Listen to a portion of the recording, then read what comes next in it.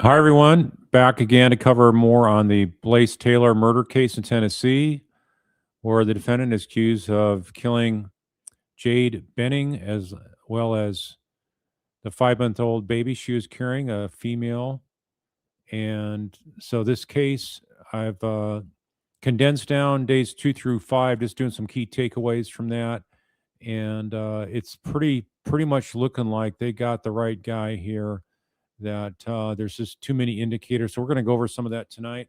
Let's go ahead and start out with the 911 call. And I think those are always very telling. Any kind of statement given by the defendant of a murder case is especially key. And there's always good details, good, good takeaways. You can just get an impression, and your instincts will lead you to see more and more indicators of involvement. So let's go ahead and start that now. So I'm taking this from a local TV station there because it also has the text here above. So stand by. Here we go.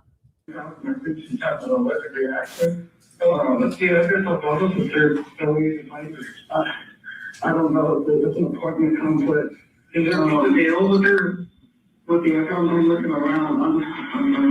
So he doesn't know where he's at. Really? You can't look at your phone. How did you get there? If you know so little of this girl, think also what he's saying here. Let's back it up. I'm at a friend's house. So he doesn't say, "Hey, I'm at my girlfriend's house who's pregnant with my baby." He doesn't say anything of the sort. So he's already trying to deflect and distance himself from the situation. Where have we seen that before on a 911 call when there's a dead body or almost dead body at issue? Can you guys think of any case? One comes to mind. I got my friend's house, my bitch is having an allergic reaction. Let's see, I guess I'll follow the third story. I don't know, it's an apartment complex. Is there a deal with her? With the I'm looking around.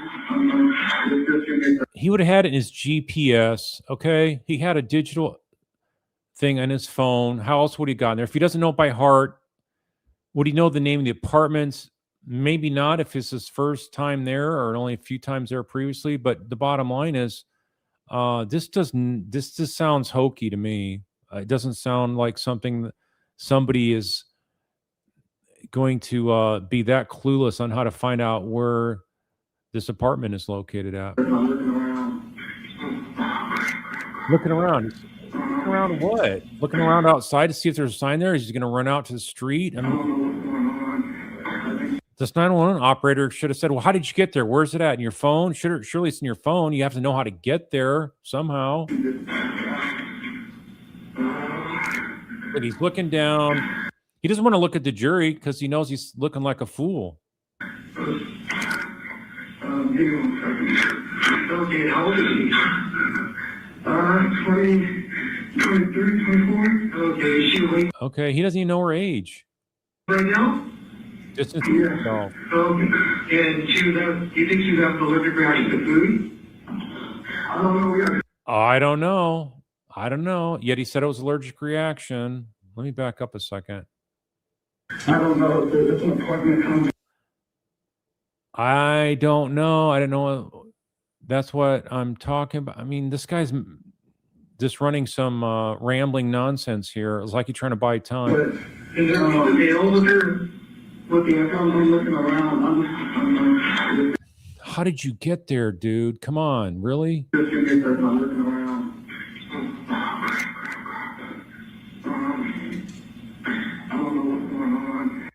I don't know what's going on. Yeah, because this is not going according to plan. I think, yeah, you thought wrong. Look at him looking down. Okay, how old is he? 20, 23, 24. Okay, is she awake right now?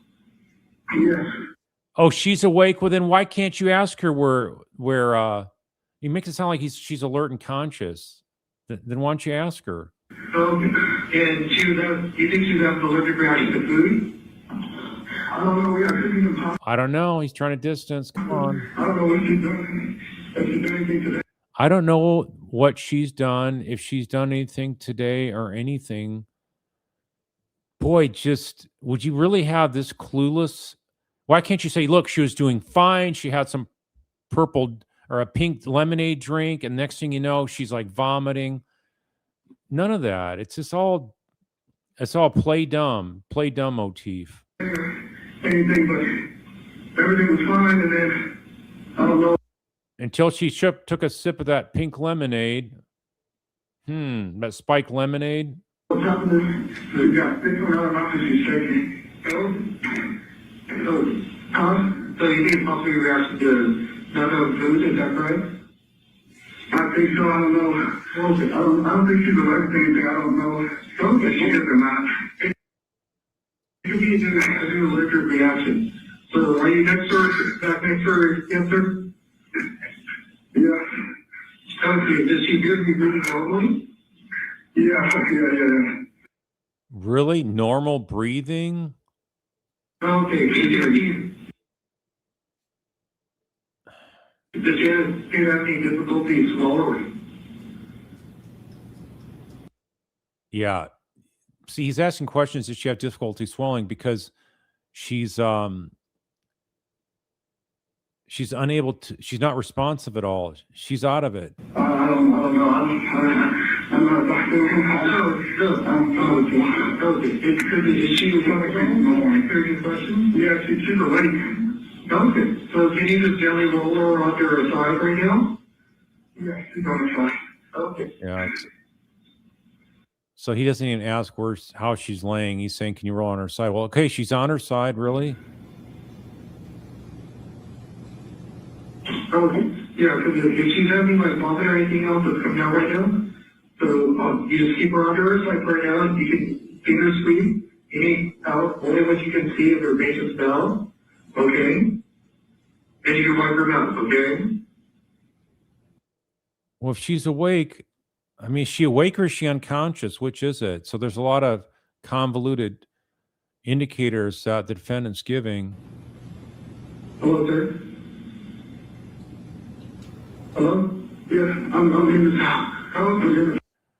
How does he sound? He sounds panicky, like something went wrong. Like the plans are exploding and going out of control. Or does it sound like he's panicking because he's losing somebody? But you know what he's not saying? This is his girlfriend. She's 5 months pregnant. He's not saying that at all. Where's he saying, hurry, how close are they? But you know what? Because he hasn't given him an address. Okay. So they go from like, he's still not giving an address. So it goes from that to like trying to save her. If she's having difficulty swallowing or... This is just a great stall. This is a great stalling. You've never given the address, and now you're looking at being told how to try to monitor her and assess her from a medical standpoint. It's just wasting valuable time. Feeling any swelling in your lips or throat or face?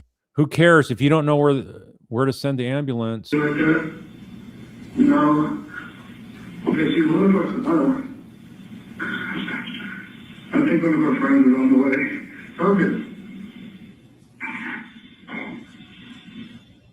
Well, then the friend could be called and found out if he's got the number. I don't know what to do. No, is there anything else I should be doing? Okay, and then does she have an EpiPen? Do you have an EpiPen? Do you have an EpiPen? I don't think so. I don't think so. She's not responding. He doesn't know it well enough to know that. And what is it? So other than her just feeling kind of weak and passing out, does she have any other symptoms right now? No, she's almost dead. No, she's pretty relaxed. She's laying on the side. Okay, does she have any rash? She's having a heart attack and is dying. Her eyes anywhere on her body that you can see? Not that I can see. I don't see anything on her legs or on her arms, so she looks fine. Okay. And does their condition look to be any worse? Did he say she looks fine? She looks pretty relaxed. Doesn't sound much urgency there, does it? Okay. Okay, does she appear to have any rash or hives anywhere on her body that you can see? Not that I can see.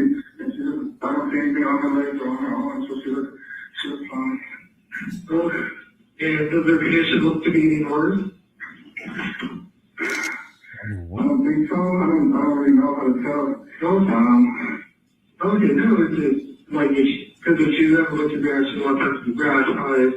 It could be redness, her mental status could be getting worse, or breathing out. Yeah, I don't know what's going on. How is her breathing? Perfect. So we already help on the way. So just okay. So for let you stay on the line, but what do I do? So I'm going to give you the instructions. But do you need me to stay on the line with you until the paramedics arrive, sir? Well, is there anything else I have to be doing? I don't know. I just got, I think there's nothing else. Yeah, so I don't know. Yeah, because so right now, because she's awake and really scratching, she's moving air freely. She's not struggling to breathe or wheezing or going or anything like that. No. No, that looks like she's throwing up some. Yeah, so you can go back for now. Point. Okay, I did. Now. Okay. Is she really moving in? Is what? Does it look like she's freely moving in? Yeah, she's breathing, yeah. Okay. So we're just gonna keep her on her left side right now. We're just trying to keep her comfortable right now, okay? Okay. All right. So just for right now, nothing for any ear frame. Just keep her in that comfortable position right now. Just have her medication there for the paramedics if she has any with her.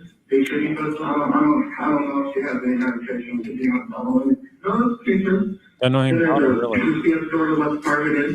And if you look around and see who's speaking now, I just want to make sure, because the building that they're describing has two separate addresses. So I want to make sure they're all the same one. So if anything changes before they arrive, give us a call back. Yeah, it should be arriving there as quickly as they can, okay? Okay. All right. I think I'm here on. Okay, that's awesome. All right. Thank you so much. Okay, you're welcome. You think you're good? Obviously, there was some. They clipped that out where he gave some indications of where she lives. I wish they wouldn't have done that, but in any event, you get the gist that this guy is not that concerned and not being very descriptive and not panicked over doing something and getting information from the guy and passing information along. That's the way it comes across to me.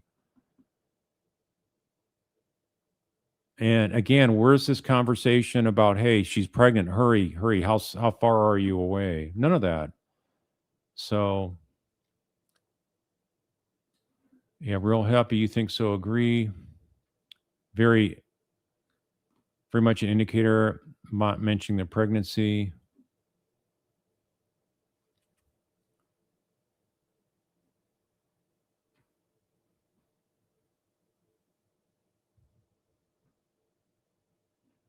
Lee, you think the 911 is using phone location data? Not sure about that. Okay, so now let's go ahead, strike that, and let's go to, let's cover some more of day 2. So we had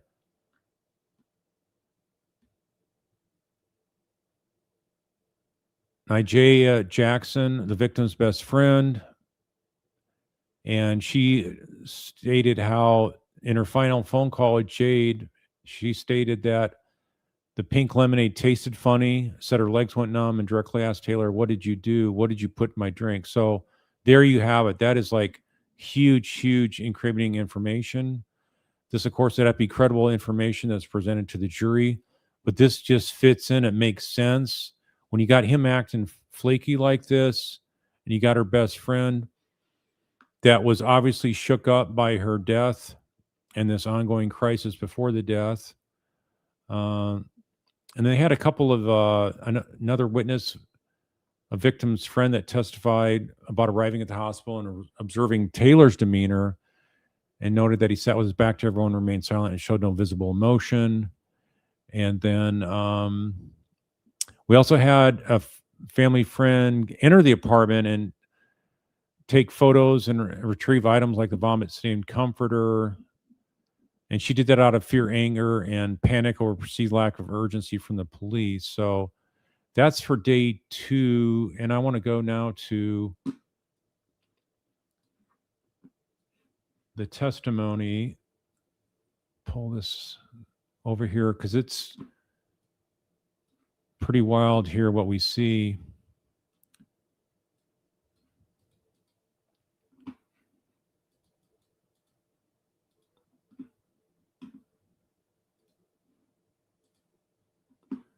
All right, let me expand the screen. So here we have the defense cross-examination. You already heard the very damning testimony where we have the final words of Jade basically accusing the defendant of spiking her drink. The prosecution has just ended their direct examination. So we're just going to go right to Letitia Hollins Cross. I could just have a minute. Okay.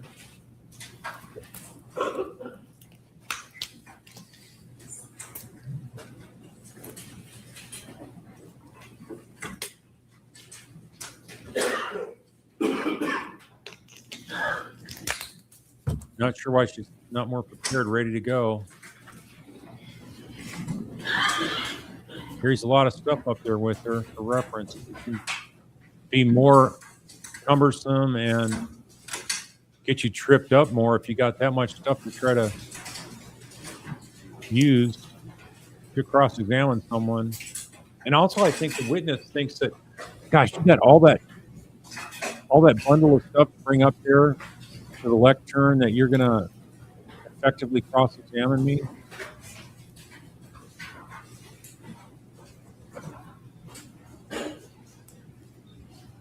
This reminds me of the Adelson trial. Donna Adelson, defense counsel not ready to go. Guys, look at that. You're sitting there waiting. How are you supposed to look like a seasoned, on your feet, ready to go, fired it away? Oh, but now she's just bringing up the notebook.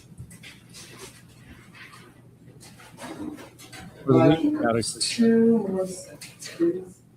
I don't get it. I'm just trying to find her place on the legal pad. Probably wrote down a summary of what was said on direct. Ms. Jackson, my name is Letitia Quinones Hollins, and I'll be asking you a few questions. Well, a lot of questions. At any time you don't understand something, let me know, and I'll do my best to refer this, okay? You said you met Jade when you were 6 years old. You guys at some point went to the same middle school and high school, right? Yes. You were very close. Correct. And you guys also went off to college. Was it the same college that you went to? Or different colleges but at the same time? We went to the same college at one point and a different college at another. Because she left and went to culinary school. Mhm. Is that right? And the culinary school was with. Bentonville. Now, are you both from Little Rock, Arkansas? We are. Do you know an Ariana Curtis, who now may be Ariana Jordan? I do. Is she also from Little Rock, Arkansas? I believe so. And do you know Appleton? I know of her. Have you ever met her before? It's actually honored to relevant. I just have a little leeway. Okay, you ever met her? Yes. What? Now, at some point, Jade moved to Nashville, correct? Correct. And do you know about when she moved to Nashville? I don't know exactly when. Probably like 2020, early 2022, maybe. Early 2022? Okay. You should know the answer. And when she moved to Nashville in early 22, you were where? In Little Rock. Were you guys speaking during that time? Yes. How often? Maybe like every couple days or maybe once a week. Okay. but significant, you were talking. And then at some point, you moved to Nashville. Correct. When did you move to Nashville? In August of 2022.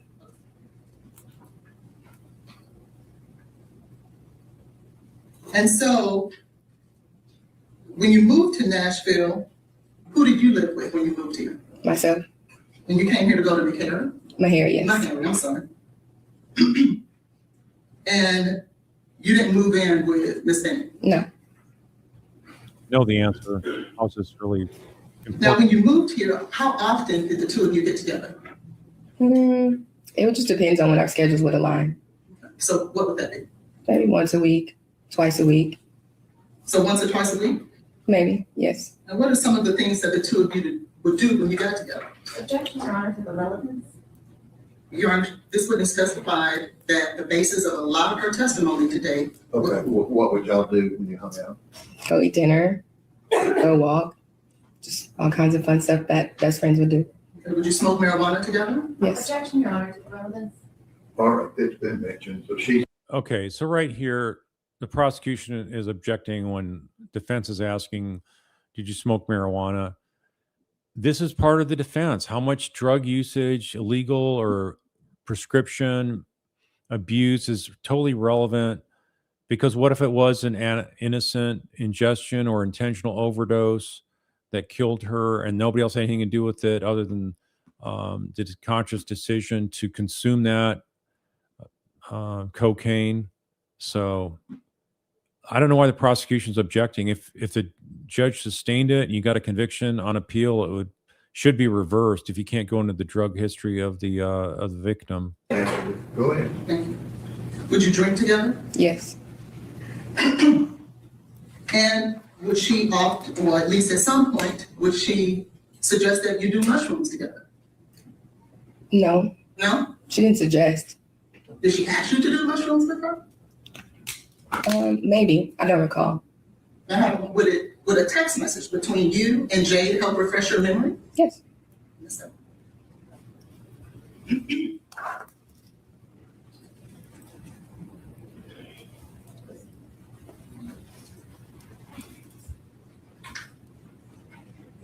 All right, get that here. I'm sorry. He's gonna get that. Let me make sure it's the right one.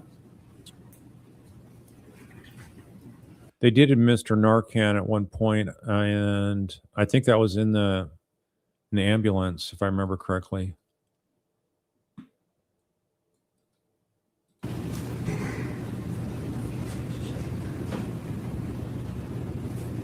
This is it. I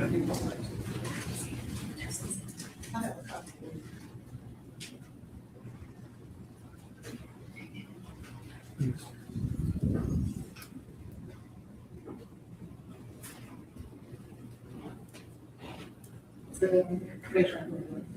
That I had just put in.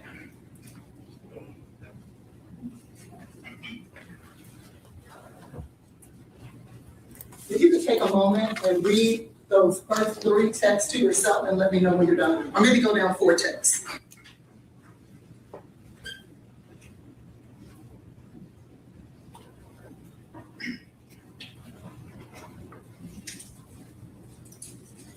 I'm ready. Okay. Did she suggest that you guys should do it together? Yes. Okay, thank you.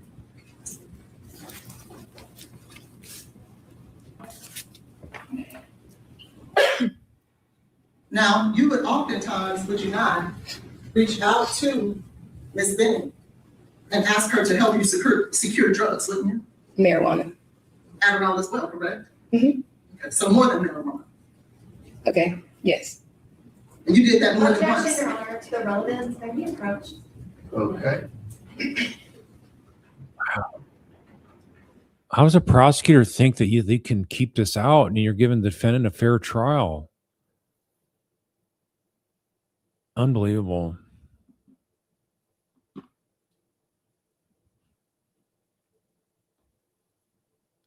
The judge will admit this kind of testimony because he should, because it's constitutionally required.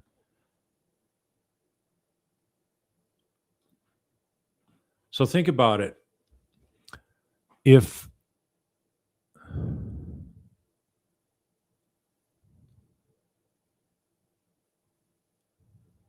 all their drug interactions is totally relevant. I mean,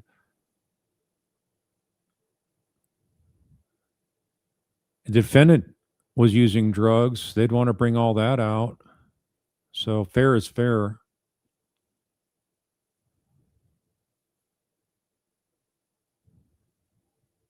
Let me jump ahead here. Wasting time, holding up the jury. It's amazing how much prosecutors across America try to keep out evidence. It's just not fair, man. Thankfully, the Constitution's there to hold you accountable. Somebody's guilty, want to give them a fair trial. We don't want to railroad them and keep out key important evidence. Jumping ahead here still.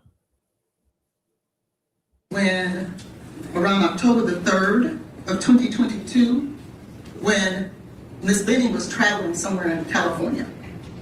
You remember that? Yes. And do you remember you guys were having a text message conversation? Yes. And in that text message, Miss Benning starts off the conversation saying, "Edible kicked my ass." Do you remember her saying that to you? Can I please see it? You may.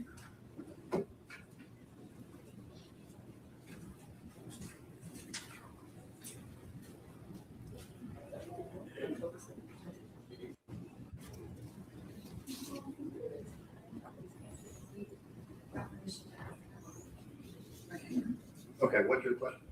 Do you see there where on October the 3rd of 2022, Ms. Benning says to you, "Edibles kicked my ass." Do you see that?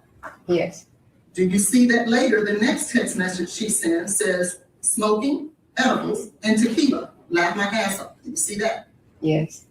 And do you see where your next text to her is, "Weed or some other shit"? Yes. What is some other shit that she could be smoking, Ms. Jackson? Mushrooms. Because you can smoke mushrooms? I didn't say smoke. I said or some other shit. Well, you said weed or some other shit, right? Yes. What's the other shit? Mushrooms. Okay. You get- So when you were referring to weed, because you hear above it, it says smoking, but it doesn't say what she's smoking, right? Mhm. It says smoking, and then you respond, weed or some other shit. Mhm. And your response is she was going to smoke mushrooms. I didn't say smoke mushrooms, but I was asking her, was that what she's talking about? Okay. And then Ms. Benning, in your closeness with her, never shared with you when the last time that she had her period. I don't recall.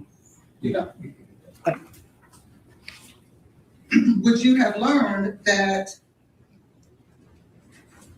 the last time she had her period was September the 12th?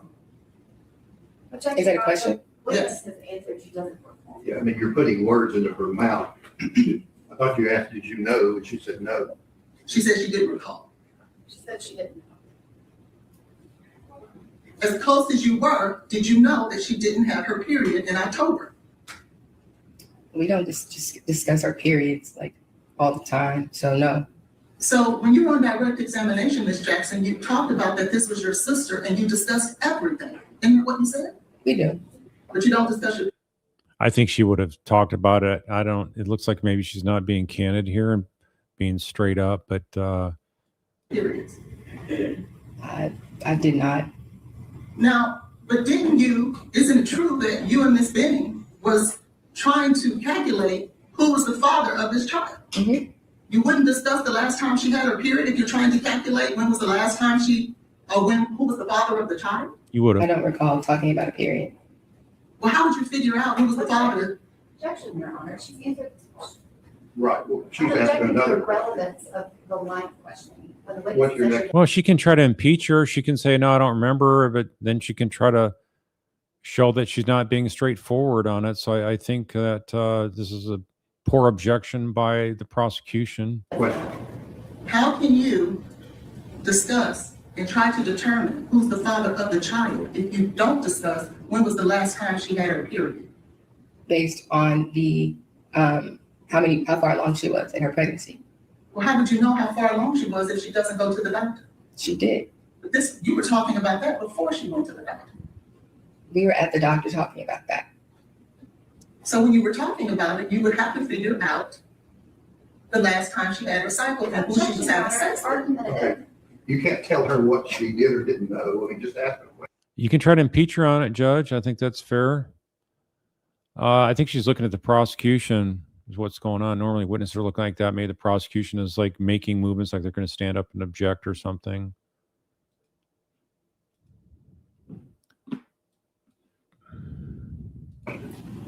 Now, was there not a time that Ms. Benning would infuse the food that she cooked with marijuana? Objection, Your Honor, to relevance. We've already had that discussion with other witnesses. Did you know anything about that? I did. You said you did know? Mhm. And she would do that, would she not? She has before. Thank you. Now, when you were discussing who the father was of this baby, there was another gentleman that was in the running. Was that true? Yes. And who was that? His name was Dez. And at the time that you guys were making this discussion or having this discussion, this was a time that she was in fact pregnant, correct? I'm sorry, could you repeat your question? This was a That time. was the discussion with Miss Benning about Des after you knew she was pregnant. Yes. And in that same conversation, you were asking, and she was talking about the mushrooms, and you were asking her to ask Dez. Objection, Your Honor, to the hearsay. What is your question? This was a discussion they were having together. Well, it still may be hearsay, but what is your question? You guys were discussing drugs then too, were you not? Objection, Your Honor, to the hearsay. You care to be heard? Yes. There was a conversation that she was a part of. This is what she was saying with Miss Benning. And it goes to Miss Benning's state of mind. What hearsay exception is there? It goes to Miss Benning's state of mind as it relates to drugs. This is a drug overdose. Mr. Prosecutor, let it go. This needs to come in. Taylor has to be able to put on a defensive theory. Did you ever discuss with Miss Benning after she knew she was pregnant about the drugs? I'm not sure. I don't know. Would it assist you if I was to allow you to look at text messages? Sure.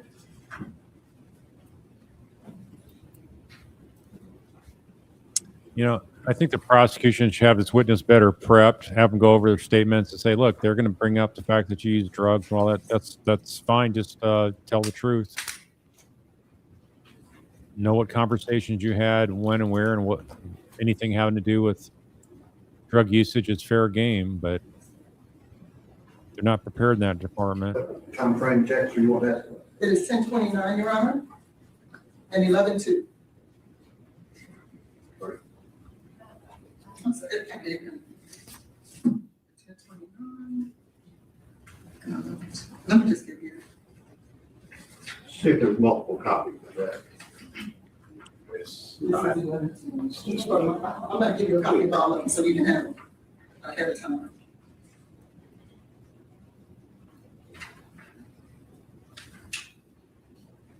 You got 10:29, 11:02, and something else. Yeah, I'm giving her all of them. I'm just What- making sure what that is they're the that? same. Your Honor, I object to the relevance as well as the hearsay. I do not understand what she is attempting to do. All right, let the jury step down.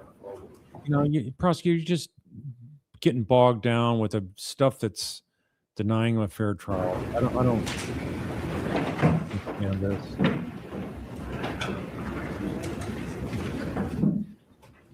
Let them present this kind of stuff because you know what, it's required, and the fact they had a conversation about getting marijuana and stuff like, who cares about a hearsay objection? There's always exceptions around it.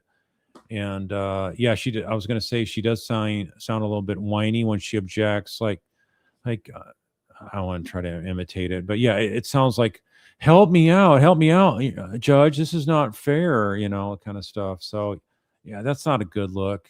I would want to see a prosecutor do if I was a supervisor. How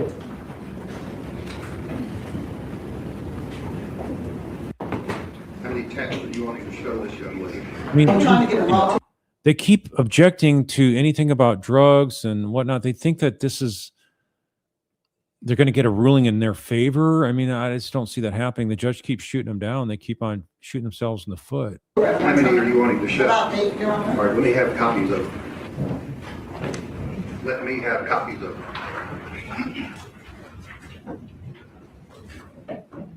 I want to give them to you all at one time, please, so that we don't have to go through this. And I can tell the court exactly Just where let me have copies of them. once you read them, you're gonna ask them. I don't know what. It's 11-2, 10-29. 11-2. Judge isn't happy. I'm wondering also if this being televised makes a judge have way more patience than he otherwise would. There's another one for 11-2. There's another one for 11-2. See, all this one objection is causing all this delay now. What does that say about drugs? So I'm giving you drugs, but Let's just do this real easy. Tell me what that one says about drugs. so in that text message, You gotta look at it. you just told me what it said. You said it says about my body. What does it have to do with about drugs? I'm trying to answer it. Okay. What this says is that on 11-2, and then you go to 10-29, she talks about, I haven't gotten to 1029. Oh yeah. Right. you're asking about this one or 10-29. That- This one Yeah. says, me either, and then she goes on to say to both. Then she says, like, I've been looking at my body and shit too. And so what it says here is that she knew that when I started questioning if I could be pregnant. So on this date, she says that she had been looking at her body and could tell that she had been pregnant. She She didn't. says that? Yes, she did. Okay, let me see that. But that has nothing to do with drugs. It does because what No, it no, I'm suggests. saying, is there any reference in this text to drugs? No, but it Okay, orients the thank state of mind of Miss Bennett. State of mind. Yes, as it goes to our defensive theory.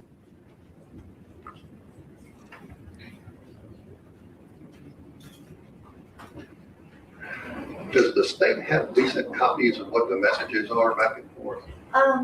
I can. This is like reading a dictionary. Are you right? Yeah, I'm not sure what it was. It's the way that we did it. I can only print out the way the metadata is given to me. Well, part of the thing is the judge realizes the defense attorney misrepresented something earlier.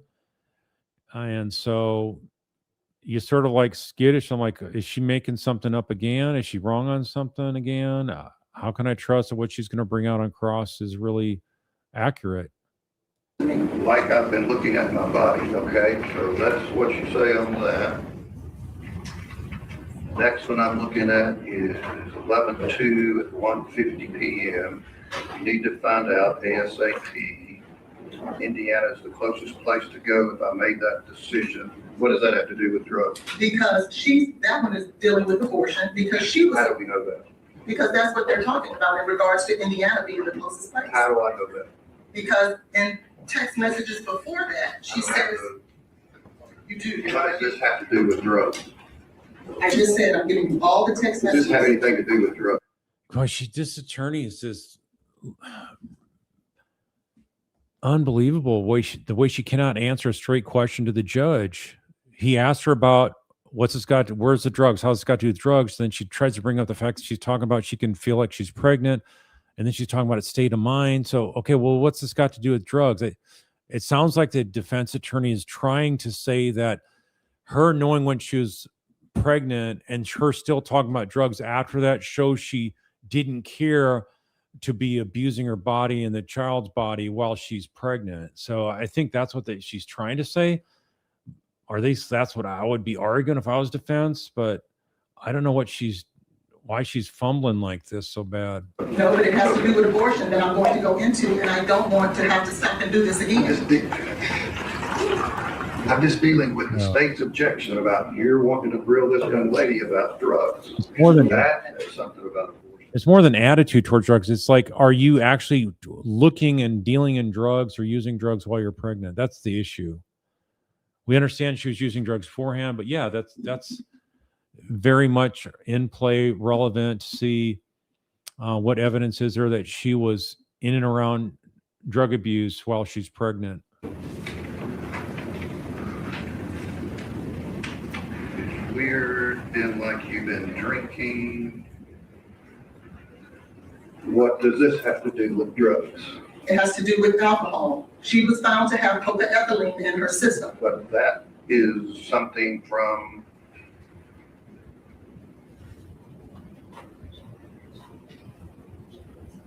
where's the answer to, from Ms. Jackson, but like you've been drinking? Ms. Jackson just testified that she is Where's very, the answer of this from the text? it doesn't have to be an answer. That's her statement to Ms. Benning. Objection to the hearsay. It's not hearsay. She's right here. I can ask her How about if she Ms. said, Benning's statements are hearsay? that's not Ms. Benning's statement. If I can at least allow me to explain to the court what it is that I'm trying to do, why I provided you with all the text messages that you asked for. Well, some of them I didn't ask. Finished up cleaning, want to come smoke and have a bottle of wine when I get off. That's from Ms. Jackson. That's 10:29. So you want to ask Ms. Jackson if Ms. Benning came over and had a bottle of wine? I do, and smoked. Where does it say smoke? Do you want to smoke and have a bottle of wine? Want to come SPOKE? But you think that's a misspelling? Oh, can I see it? Apparently so. A typo.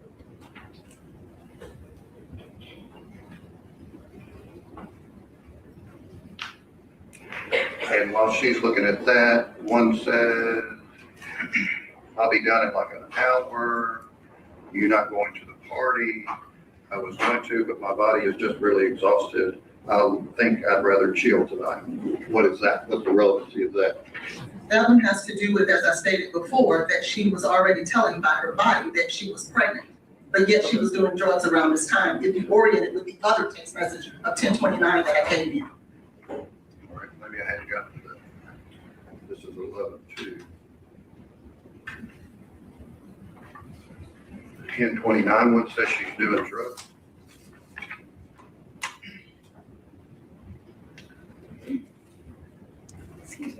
Can I have a copy of these? No, hang on just a minute. Do you have the 10:29 one? You just had that when you were on it. Okay. It says, I'll be done in an hour. This is 10:29. So here, this is what happened, folks, when you have the prosecution not knowing what evidence is relevant for the defense to be able to present a defense. They're objecting. Defense attorney's doing a terrible job of trying to explain what she's trying to accomplish through the questioning.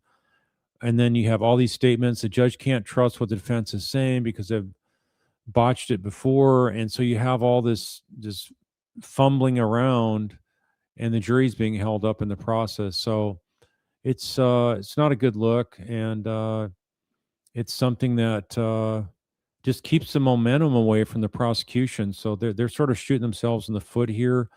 In the end, it's not something that the jury is going to hold against the prosecution, but it's just you want to look like you have your ducks in a row and you know what you're doing, both the prosecution and defense. And the judge wants to see that too. He wants to see a good battle between the attorneys, not attorneys that just don't understand the legal importance of each other's job and their own job.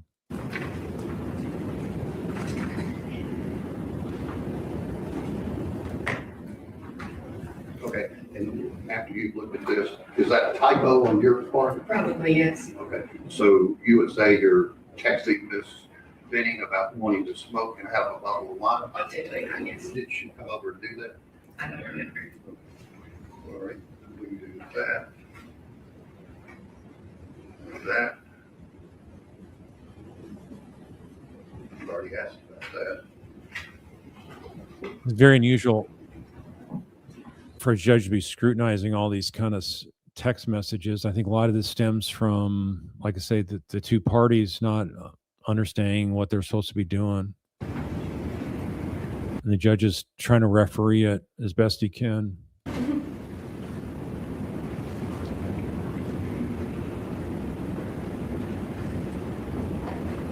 So this one where you say, but like you've been drinking, do you know if she answered that?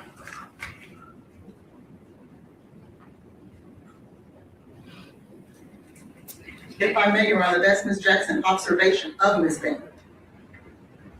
In a text? Yes, in the How's text. she observing her in a text? She is finding out that she was pregnant. Ms. Jackson's response is like, you've been drinking. I don't see that. I don't see that. Yes, hard to. And if she feels like that's not what it means, that's what she could tell the jury.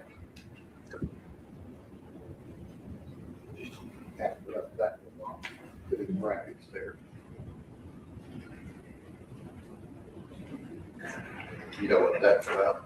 The conversation is incomplete. Like I can't really make a, I don't know. And this is, I mean, slide it in a way, I will be more okay when I know for sure it's his.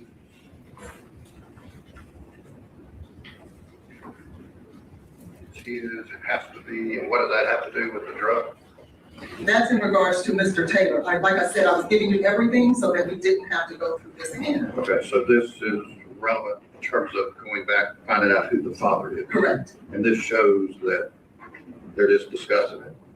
They're discussing it, but it's relevant because it goes to Mr. Taylor's state of mind that he would try to harm a child that could possibly be not even his. My client, Mr. Taylor, the one who's on the How murder, do these checks have anything to do with him? because he's asked for a paternity test. My question is, you've asked about discussions with who's the father and things like that. So you're wanting this text to add to that how? Because it says she will be more excited once she determines it's his. So that means she didn't even know if it was his at the time. Right?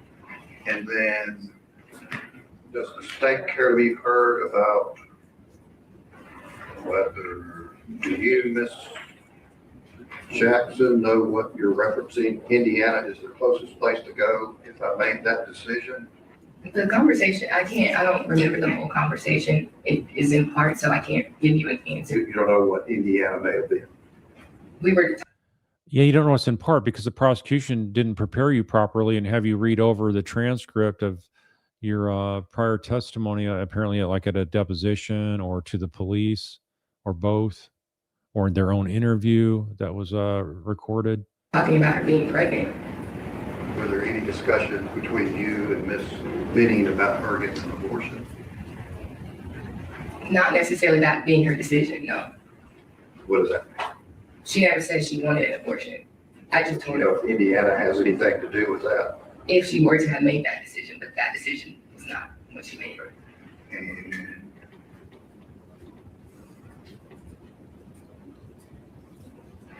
And this one says because you could be 8 in 2 weeks, would be 10 and then too late. Do you know what that was about?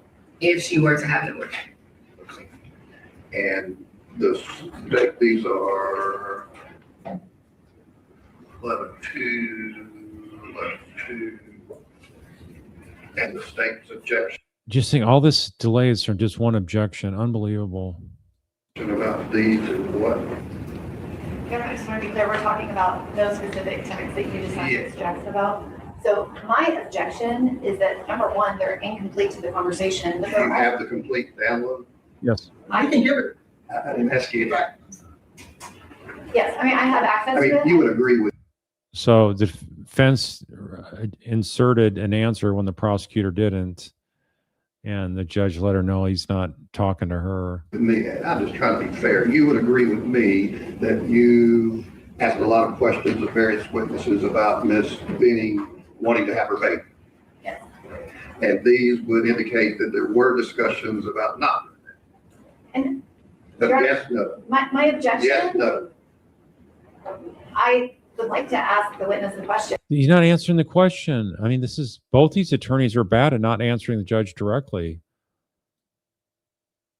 But I understand that the Ms. Jackson, the conversation, We understand her ultimate decision. I'm talking about Jade. Jade's ultimate decision was, yeah, I'm keeping the baby. But maybe there was some question about it beforehand on which route she was going to go. So I don't know what the big deal is. We all know that she ultimately was adamant about keeping the baby. And I think that's abundantly clear. yes, Go ahead. Ms. Jackson, those conversations that you have snippets of, did those all occur before Ms. Benning confirmed that she was pregnant? No. Are they all from November 2nd? Yes.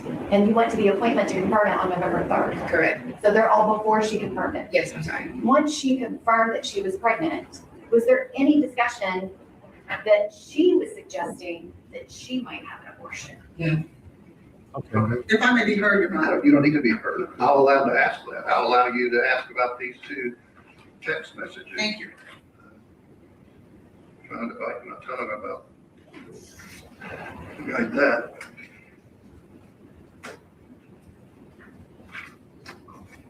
And, Waterman, I've heard about the drug text messages. sure, The state's objection is that this witness has already testified that there was drug and alcohol use, marijuana and alcohol, prior to her finding out she was pregnant. She found out she might be pregnant on November 2nd. She confirmed it on November 3rd. Mhm. Any questions about drinking or drug use prior to that are completely irrelevant. It's cumulative. It's already been testified to, and the specifics Cumulative? You've had that many witnesses testifying to that? of it have no relevance to the trial. It is relevant, so you're wrong, prosecutor. they're wanting to argue to the jury that she continued to be a drug dealer and may have overdosed on her own unintentionally. Your Honor, those messages are before she knew she was pregnant. Correct. And you point that out, that they want to argue. Yeah, so then it's kept out. Then you can argue, oh, she never had a long history of using drugs. It was just a short window. And if it was a short window, obviously she didn't really have an interest in drugs. So it's just weak argument from the prosecution. Good thing, bad thing, I'm not going to say, but they want to argue that Ms. Benning may have unintentionally overdosed on cocaine. Now, it is important to note while we're speaking about it, that she also had fentanyl in her system. This lady doesn't. I'm not speaking about that, but it goes to the I don't relevance. need to hear all of your argument at this point. I'm just saying why you think it's relevant. So I'm allowing you to ask those questions. So bring the jury that down. All right.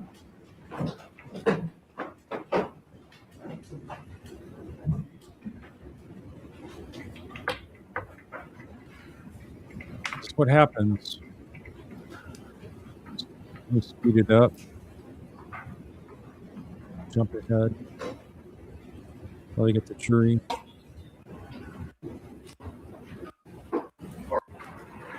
It is in fact true that Miss Benning was in fact doing drugs, was it not?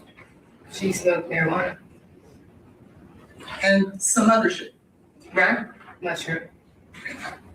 And once you guys found out that she was pregnant, you then sent her a text message and said, like, you've been drinking, didn't you? I sent that? Yes. Yes. And what you were doing was calling her out that, oh my God, you're pregnant and you've been drinking. Isn't that correct? No. That's not what you meant by that? No. And it was after that that she no longer spoke with you about she herself doing any drugs. Is that right?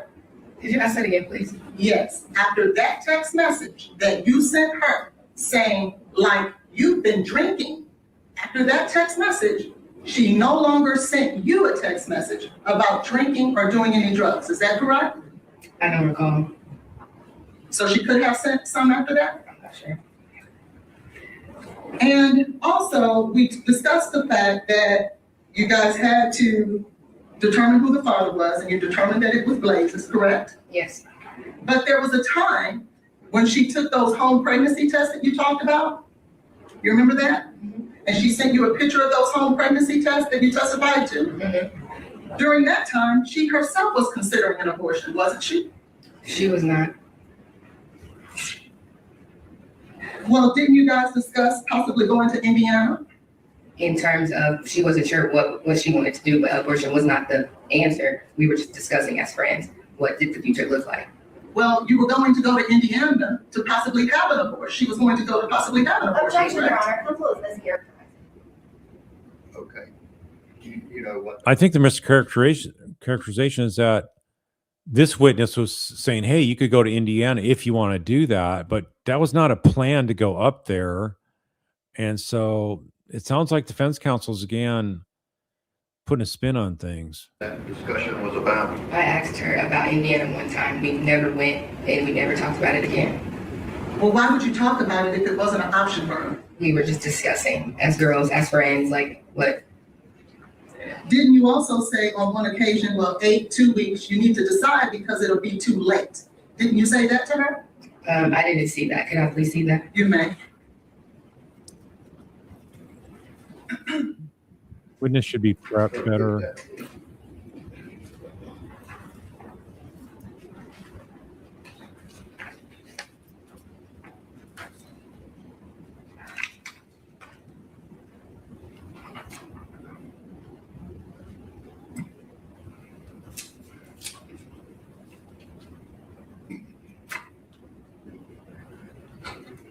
Okay, I see where I said that. Okay, so you were discussing it because she was considering an abortion, correct? We were just discussing. She didn't say she was getting an abortion. I understand, but she was considering it, wasn't she? Objection, Your Honor, she has mischaracterized the witness's testimony. She said she checks that. She doesn't know what Ms. Benning considered. Go ahead. So when Ms. Benning then texts you, well, you text Ms. Benning, you need to find out ASAP. This is on November the 2nd. She responds, Indiana is the closest place to go if I made that decision. She was speaking about an abortion, was she not? I already said that we discussed multiple options. It wasn't like a definitive answer. Okay. We were just talking. So when Go ahead, I'm sorry. when Mr. Taylor reached back out to Ms. Benning on December 31st, after he no longer considered an abortion, it's no different. It was just different times. Isn't that correct? I'm sorry. What is your question? That's a statement. No, I said, isn't that correct? That's a question. That Mr. When Mr. Taylor, What Mr. Taylor told him. when Mr. Taylor reached, So she's talking, refuting the judge, but she never says your honor or your judge. It's just very, very odd to see this kind of rude behavior in front of the judge. back out to Ms. Benning on December 31st. Do you remember that? I don't remember the date when he reached back out. It was, You remember when she told you she went to the park with Mr. Taylor I do. on January the 1st? Yes, And they sat there for 4 to 5 hours and talked? yes. And after that date, did she ever tell you that Mr. Taylor talked to her about having an abortion after that? I don't recall.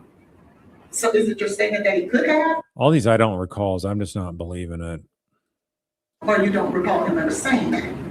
Is there messages that I could potentially read about it? I can give you the messages between you and Ms. Benning from January 1st all the way up to February 25th if you would like me to. I'm speaking about this question that you're asking me now. My question is from January 1st of 2023 until February 25th of 2023. Did Ms. Benning ever come to you about Mr. Taylor trying to pressure her or ask her to get an abortion? Yes or no, ma'am? No. Thank you. Now, and part of that being is like she said, I'm keeping the baby. He wanted her to have an abortion. And she said, you don't even have to be involved in the kid's life or whatever, something along those lines. And then he left her alone. But then a couple months later, he's like, let me get back with you. Let's have a date kind of thing. So it's very much helps support the prosecution theory that he wasn't trying to come back in her life because he wanted to have a meaningful relationship. And we'll hear more about that later here.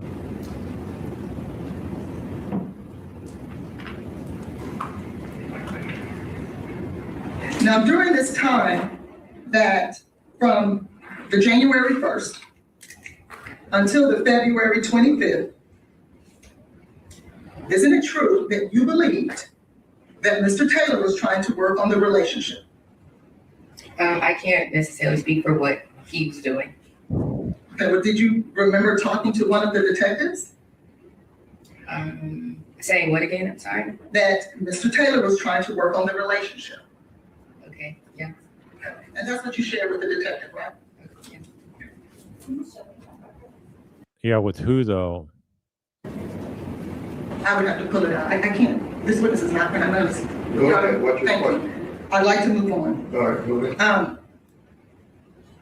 Now, when talking about Mr. Taylor and Ms. Benning from February 1st until February 25th, Ms. Benning never complained to you in any form or fashion about Mr. Taylor being abusive to her, pressuring her in any kind of way. Isn't that true? Correct. Now, when Mr. Taylor and Ms. Benning parted ways on November the 6th of 2022, it was Ms. Benning who sent the text message to Mr. Taylor that they should go their separate ways. Would you agree? Not initially. So are you saying that Mr. Taylor wanted to part ways first? He made mention of it Okay, and when did he make mention of that? when she found out she was pregnant. And where did you see that? Did she tell you that in person or via text, or how did she tell you It that? might be in the text messages, or she might have told, or she probably told me on the phone. Right, because I looked at the text messages, that's not there. On the phone. Okay, do you want to ask questions or testify? So, when Ms. Benning sent the text on November the 6th, in fact, she said, we're at an impasse, isn't that what she said? Because she sent the text message to you, you testified to it, remember? Yeah, can I see this text message, please? Yeah.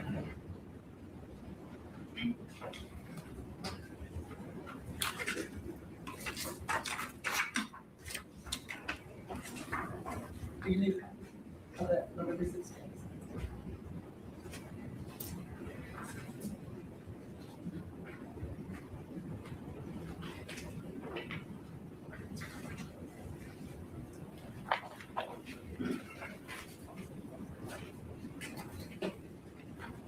Much back and forth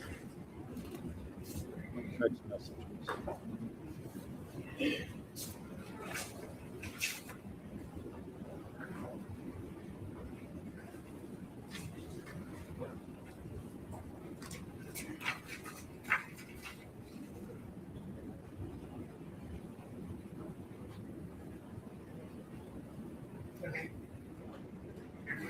That's the text that you testified to on direct examination that you edited, correct? Mhm. And that's the one where it was Ms. Benning who sent the text message to Mr. Taylor, isn't that right? Mhm. And what she says is, we need to go our separate ways. Isn't that what she said? Do you want me to, am I supposed to read it, or? No, I just asked you what she said. Yes. Okay. And she never shared with you that after that, Mr. Taylor tried to continue to call her, continue to try to force her to have an abortion or anything of the sort, did she? No, he's Can you repeat that, I'm sorry? After that text message, Ms. Benning never shared with you that Mr. Taylor tried to force her, coerce her, or do because she was so adamant about keeping it, so he had to go to a different plan. anything to force her to have an abortion, did she? No. Okay. Now, let's move on to February 25th. But before we do that, you did state on direct examination that you were willing to be this child's father, correct? Mhm. And you were gonna move in with her to help raise the baby, correct? If need be.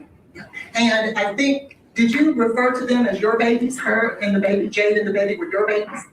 When did I say that? I'm asking if you ever referred to them as that. I don't remember. You'd know. On February the 25th of 2023, you knew that Ms. Benning was the one who planned this date night, isn't that right? Correct. And she reached out to you about what she should cook. Mhm. And you stated she should cook the chicken Alfredo, right? Because you wanted some, that's your favorite food, right, from her? It is. Okay. And so she and Blaise were going to do painting with a twist, and she had created this special night for them, right? Mhm. And even though she had planned this special night for her and Blaise, you decided that you were going to stop by with Keontae Mhm. to get a plate. Mhm. And she wasn't necessarily I'm surprised that Judge Law's witnesses should just mutter, that kind of stuff. Most courts in America, they'll make them say outright yes or no. super excited about that initially, right? Well, I can't say if she was or not. Well, didn't you at one point represent that? Well, I bet that girl was saying this bitch. Do you remember saying that? Not in that way, no. What way was it? Because I said that about Blaise, was probably thinking that about me because I came by. But didn't she suggest that she would pack the food up for you to get the next day? She didn't say the next day, Okay, when did you think she meant? that night. Okay. And so then you and Keontae then came by, correct? Correct. And when you went there, you talked about that, y'all had a group conversation, talked about future plans, correct? Activities, yeah. Future plans of doing things together. Mhm. And Mr. Taylor was involved in those future plans, right? Mhm. And that he actually invited you guys to stay that night, didn't he? After we left. Well, he didn't invite you to stay and play cards, and you said, no, I don't want to intrude? see, if I was lead counsel, which this attorney on the far right is, the blonde haired lady, these two other counsel, they should be taking notes on what she's saying on cross and just making sure that things are detailed in case they need to do redirect on something. But anyway, doesn't look like they're the lead prosecutor's really paying attention either. She's looking down and flipping pages, so not the kind of thing I'd want to see if I was that was my office. Not when I was there. Oh, this was after you This was when I left? left. And who told you that? Jade. And so you stated that he then, when all of that was going on, you See, judges taking notes on what's being said, but none of the prosecutors are. So that's bizarre. called it acute interaction. Do you remember that? Mm-hmm. But you testified on direct that it was somewhat obvious with the black hole thing, right? When discussing the painting. Okay. So just the painting and not Mr. Taylor and his view of it. I'm sorry? So when you were discussing that it was dark, you were only talking about the painting and not Mr. Taylor? I was talking about the painting Because you actually characterized it as acute interaction, didn't you? because we were all talking and we just met for the first time. And there was nothing about that evening that made you feel any way about the way Mr. Taylor was acting, working. Beyond what I said about the painting. But yet you still called it acute interaction. For her, yes. And the painting, if I could have State's Exhibit 1A and B, please. Yeah, three's back.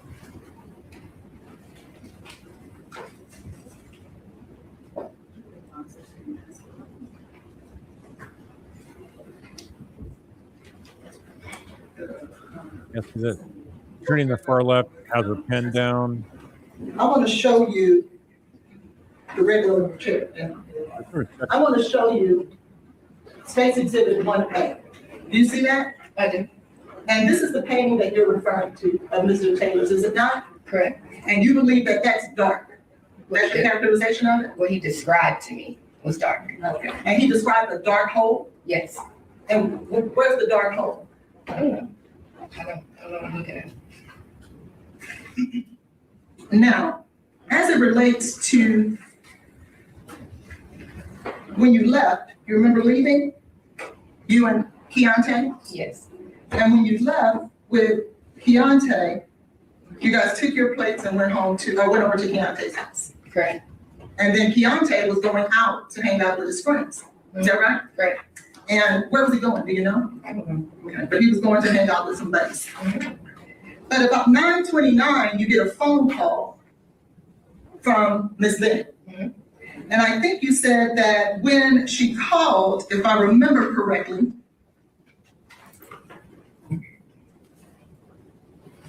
you said that when you picked up the phone, what you heard was, "What did you do? What did you put in my drink?" Is that right? Mhm. And then let me see what's in your pockets. She said that after she said those two things. Is that right? She said those things, correct? But at 9:30, you sent her a text saying, "Are you talking to me?" Mhm.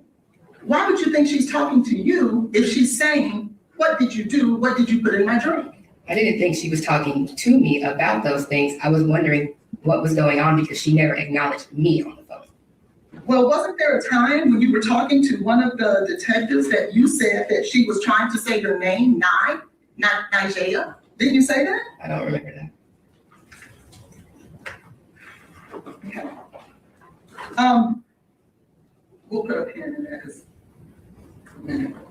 And after, I believe you said that after that interchange in regards to that, you say that it was something like you've never heard before. Isn't that what you said? Correct.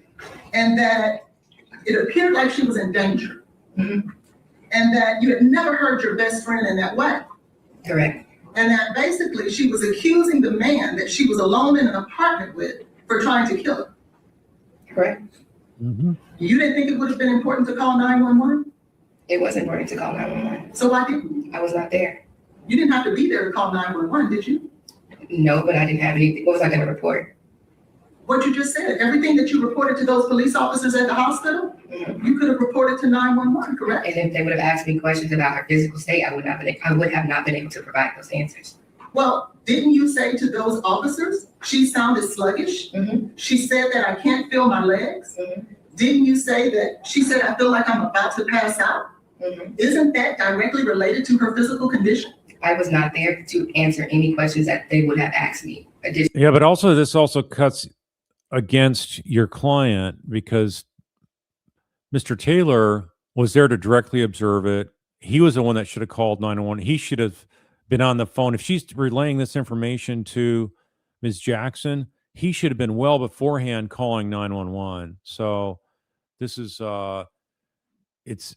it's whatever she tries to drag out of this witness and make her look bad, it still makes it look way worse for the defendant. beyond what I provided for them if I would have called. But you were so concerned that you stopped what you were doing and you drove over there.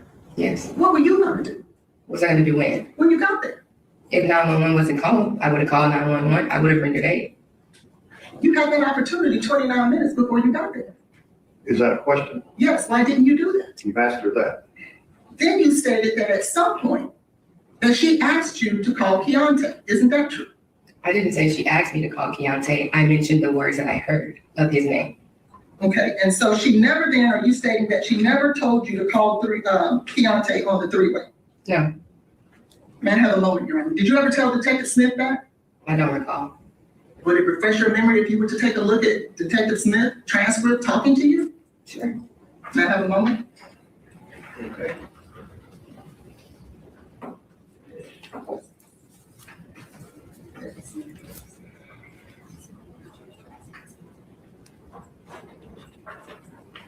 Your Honor, we have a recording, You said you wanted to show her a transcript.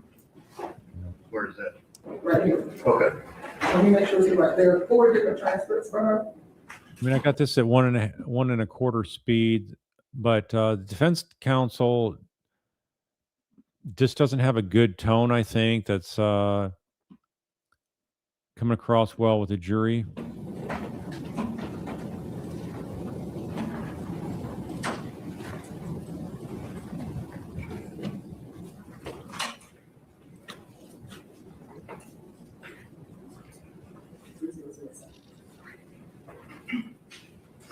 I'll move on until he finds it, Your Honor. So after that, you go on to say, now with Keontae, she really didn't know him, did she? She knew who he was. Well, Mr. Jones testified she had only met him twice. I said she knew who he was. Okay, but she didn't know him very well, did she? No. Did her father live here? Whose father? Miss Jason? Bennings. No. Did her stepmother live here? Yes. Okay. And so instead of calling or her suggesting to call someone that she actually knows a little better, she would ask you to call someone that she's only met twice? Objection, Your Honor, the witness has already said. Yeah, she didn't say that. She did that. Well, you interpret it that way because you called Keontae, correct? Objection, Your Honor, the witness is testifying to the question. This Yeah, she's interjecting stuff to fit her theory. the attorney is, this witness has not said any of that. Do you want to clarify whether this young lady witness was told by Ms. Benning to call Keontae? What made you call Keontae? I heard the word key. Okay, and so you thought that to mean what?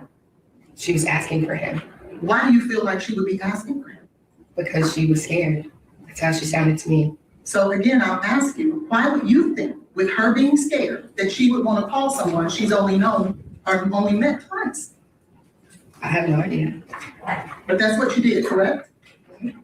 So when Keontae gets on the phone, you then state that he asked Blaise, man, did you do this? Right? I said he asked, what did you do or what happened? Okay. I don't remember that exact verbiage. And so you don't remember the exact verbiage now? I just said what I said. He said, what did you do or what happened or something along those lines, yes. And how did Mr. Taylor respond? He said he didn't know. Okay. He didn't know what happened. And so when you Yeah, how would you not know what happened? I mean, you'd say something. Look, she was doing this. She ate half of her plate, and as she was finishing, the other half, that's when all of a sudden she started coughing and gagging. I mean, there's no details being given to anyone at any point that makes it come across like anything other than the fact that he's just trying to gloss over the details, which is an indicator of culpability. Finally hear what's going on. You drive over there, correct? I was already on the way over there when she called me. And you were over there because you were on your way over there because you felt like she was in dire straits. And what? Dire straits, meaning she was in trouble. She was, yes. Okay. And so you get over there. Do you call her mother before you get there, given the fact that she was in so much trouble? I called her mother, yes. Before you got there, did you call her? Yes. I thought you didn't call her mother until you got there. Is that not right? I never said that. Okay, so when exactly did you call her mother? After Blaise told me he was calling 911. Okay. And so when you got there, you actually, well, before you got there, you talked about at 9:47, you made the second call. I don't remember what time. You don't remember what time you said that you called the second time? I don't remember exactly what time now. Okay. And then when you get there, in fact, 911 is there, is it not? Correct. The EMS was there just like he said they were. Mm-hmm. And you stated that when you arrived, that he was frantic. Isn't that what you said? I said he was pacing back and forth, like anxiously panicking. Yes, that's what I said. And you were panicking too, weren't you? I was. And you were jumping on the back of the ambulance? Were the paramedics and EMT allowing you to do that? They told me that I needed to go to meet them at Vanderbilt. Did they try to stop you from jumping on the back of the ambulance? I didn't jump on the back of the ambulance. I was trying to see through the window what was going on with Jade. And were you getting in the way of the paramedics? No. Not at all. No. And you feel like jumping on the back and trying to look She inside? said she didn't do that. Would you be surprised to know that someone testified that you did? Objection, Your Honor. Counsel is mischaracterizing the witness. You'll just ask questions instead of testifying, please, ma'am. Now, Yeah, she's trying to insert some stuff there that is improper. So at least she's being stopped from doing so. But it just looks bad. The jury's going to pick up on this, that you're not being a straight shooter, counsel. when you got to the hospital, you had to check into the hospital, didn't you? I did. And when you checked into the hospital, you had to go through a metal detector, I did. and they gave you a visitor's pass, I don't remember. but you did have to go through a metal detector. I did. I agree. Lee of Tennessee. Now, when you guys left Miss Benning's home, Mr. Taylor didn't go back upstairs, did he? No. He went straight to the hospital just like you did. Correct. So he never had an opportunity to go back upstairs, did he? Objection, Your Honor, calls for speculation. All right, I'll sustain the objection. Did you see Mr. Taylor get in his vehicle? Oh, you see him get in his vehicle? Yes. And did you see him drive off? Yes. So he didn't have an opportunity to go back upstairs, did he? Not at that point in time, no. You talked about that when he got there, that he referred to Miss Benning as his girlfriend. Is that right? Correct. And you told officers that you didn't believe that they were in fact dating. I said they were not dating. They were not dating. But isn't it true that they claimed to date night? Exclusive boyfriend and girlfriend. But I thought you just said they weren't dating. Because you didn't qualify it with exclusively, did you? No. You said dating, did you? Yes. But they were on a date night, isn't that true? Correct. And then you testified on direct that she wanted more, correct? I said that? Yes, you did. Okay. Okay. And that they saw each other 2 to 3 times a week, didn't you say that? I said sometimes. And in fact, they had seen each other 3 days in a row that week. I don't remember. I'm going to object to Ms. Hollins asking her questions, insinuating that she made those statements. Ms. Jackson did not make those statements. You know, she just testified to it. She has not said that they saw each other the last 3 days. That is not. No, I didn't say that. I asked her that. I should be able to ask the witness questions. What? Yeah, go ahead. Your Now, when you first got to the hospital, it was you who accused Mr. Taylor of doing anything wrong, isn't that true? You said what? It was you who accused Mr. Taylor of doing anything wrong. Of doing anything wrong. Do anything wrong? That's like a disjointed, fragmented sentence. Doesn't make any sense. Accused him of doing anything wrong. What you're saying. with Miss Benning, doing something to her. I simply told everyone that I spoke with what I heard on the phone. Okay. And do you remember if she said anything like that when Mr. Jones was on the phone? No, she did not. So he never heard what you heard. No, not the beginning of the phone call. And in fact, when Mr. Jones was on the phone, there were no accusations made by Miss Benning. Isn't that true? She wasn't really able to say anything at that point. Well, did you testify that she was able to say some words? Yes, prior to me calling Keontae. So after calling Keontae, you're saying she never said any more words at all, We could hear her, but nothing made sense at that point. but she was saying something. Nothing substantial of anything that we could understand He of. was rapidly dying. And it's your testimony that you do not remember exactly what time that second phone call was? I don't remember what time that second phone call was. What time was the first call? 9:29, And how long did it last? 6 minutes. And so that would take us to 9:35? Sure. Okay. And so, can I have State's Exhibit, the interview? No, that's not a basis. What do you need? The interview. That's it.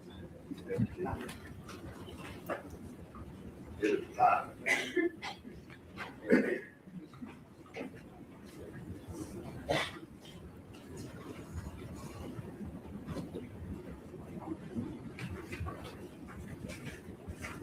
Your Honor, the state will agree that the time of, it's Okay, not, let's just see what are you wanting to ask? But I have to get, isn't it true? Well, you would know. Would you be surprised to know that Mr. Taylor called 911 at 9:38? I don't know what time he called everyone. That's why I was going to get the record.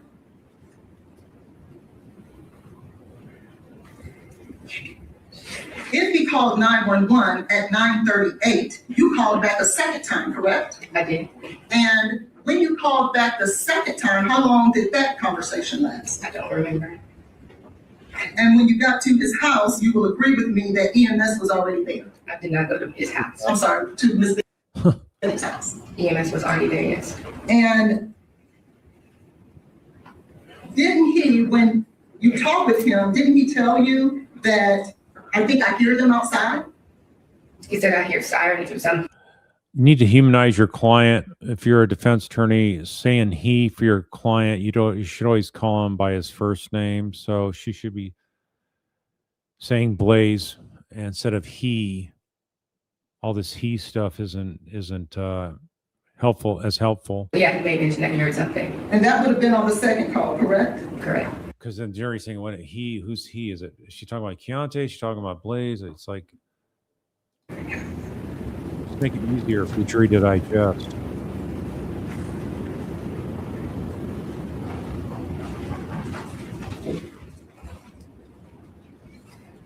When you left the Ms. Benning's home and got to the hospital, did you gain access to Ms. Benning's phone? No. You didn't have Ms. Benning's phone? Oh, I'm sorry. I had her phone, yes. Okay, and who gave you that phone? I got it from Blaise. Okay, and where did you get it from?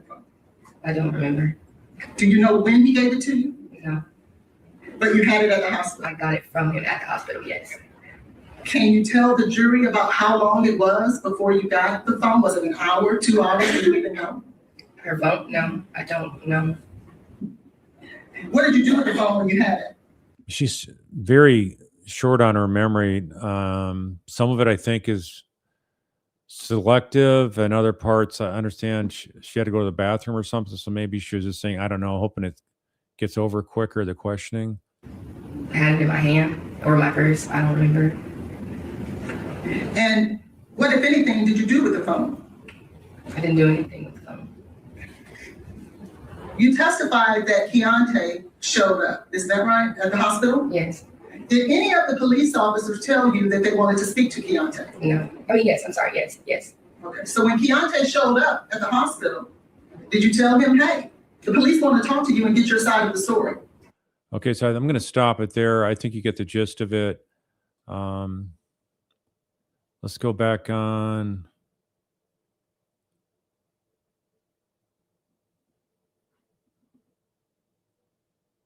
let's see here. I'm going to jump to some other key testimony from yesterday, but let me first go over a few things.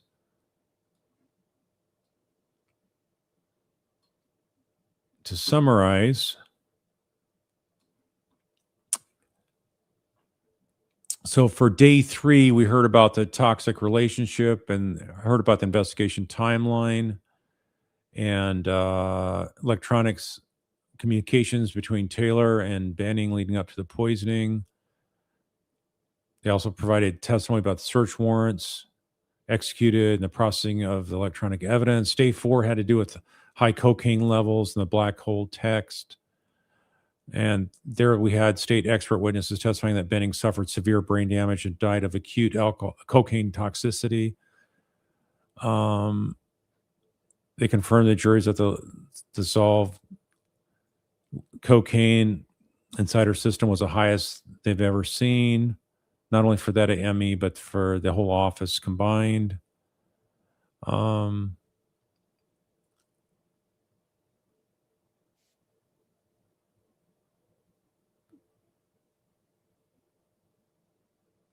And there was also a close friend of Benning, and that was having to do with a text exchange with Taylor referencing the newborn baby's nursery like a black hole that he would name Midnight, saying that it was along the lines of the further you look, the deeper you go.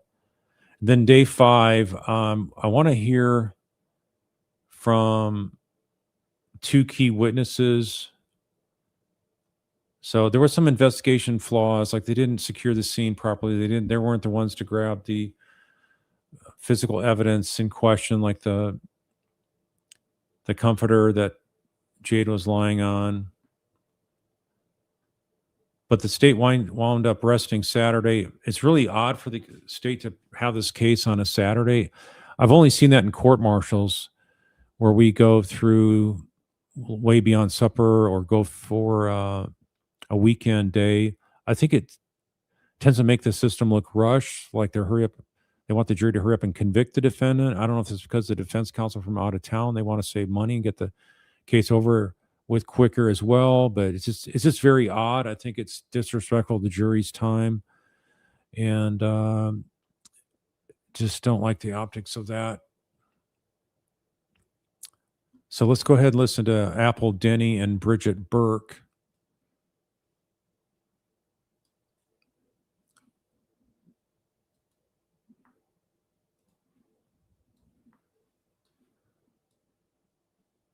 Okay, hold on a second here.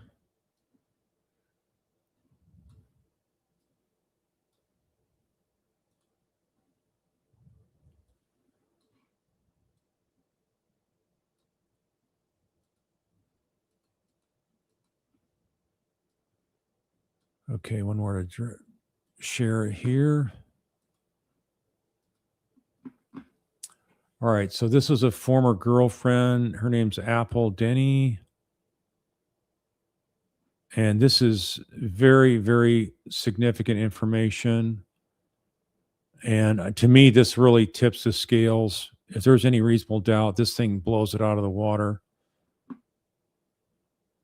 So let's go ahead and see here.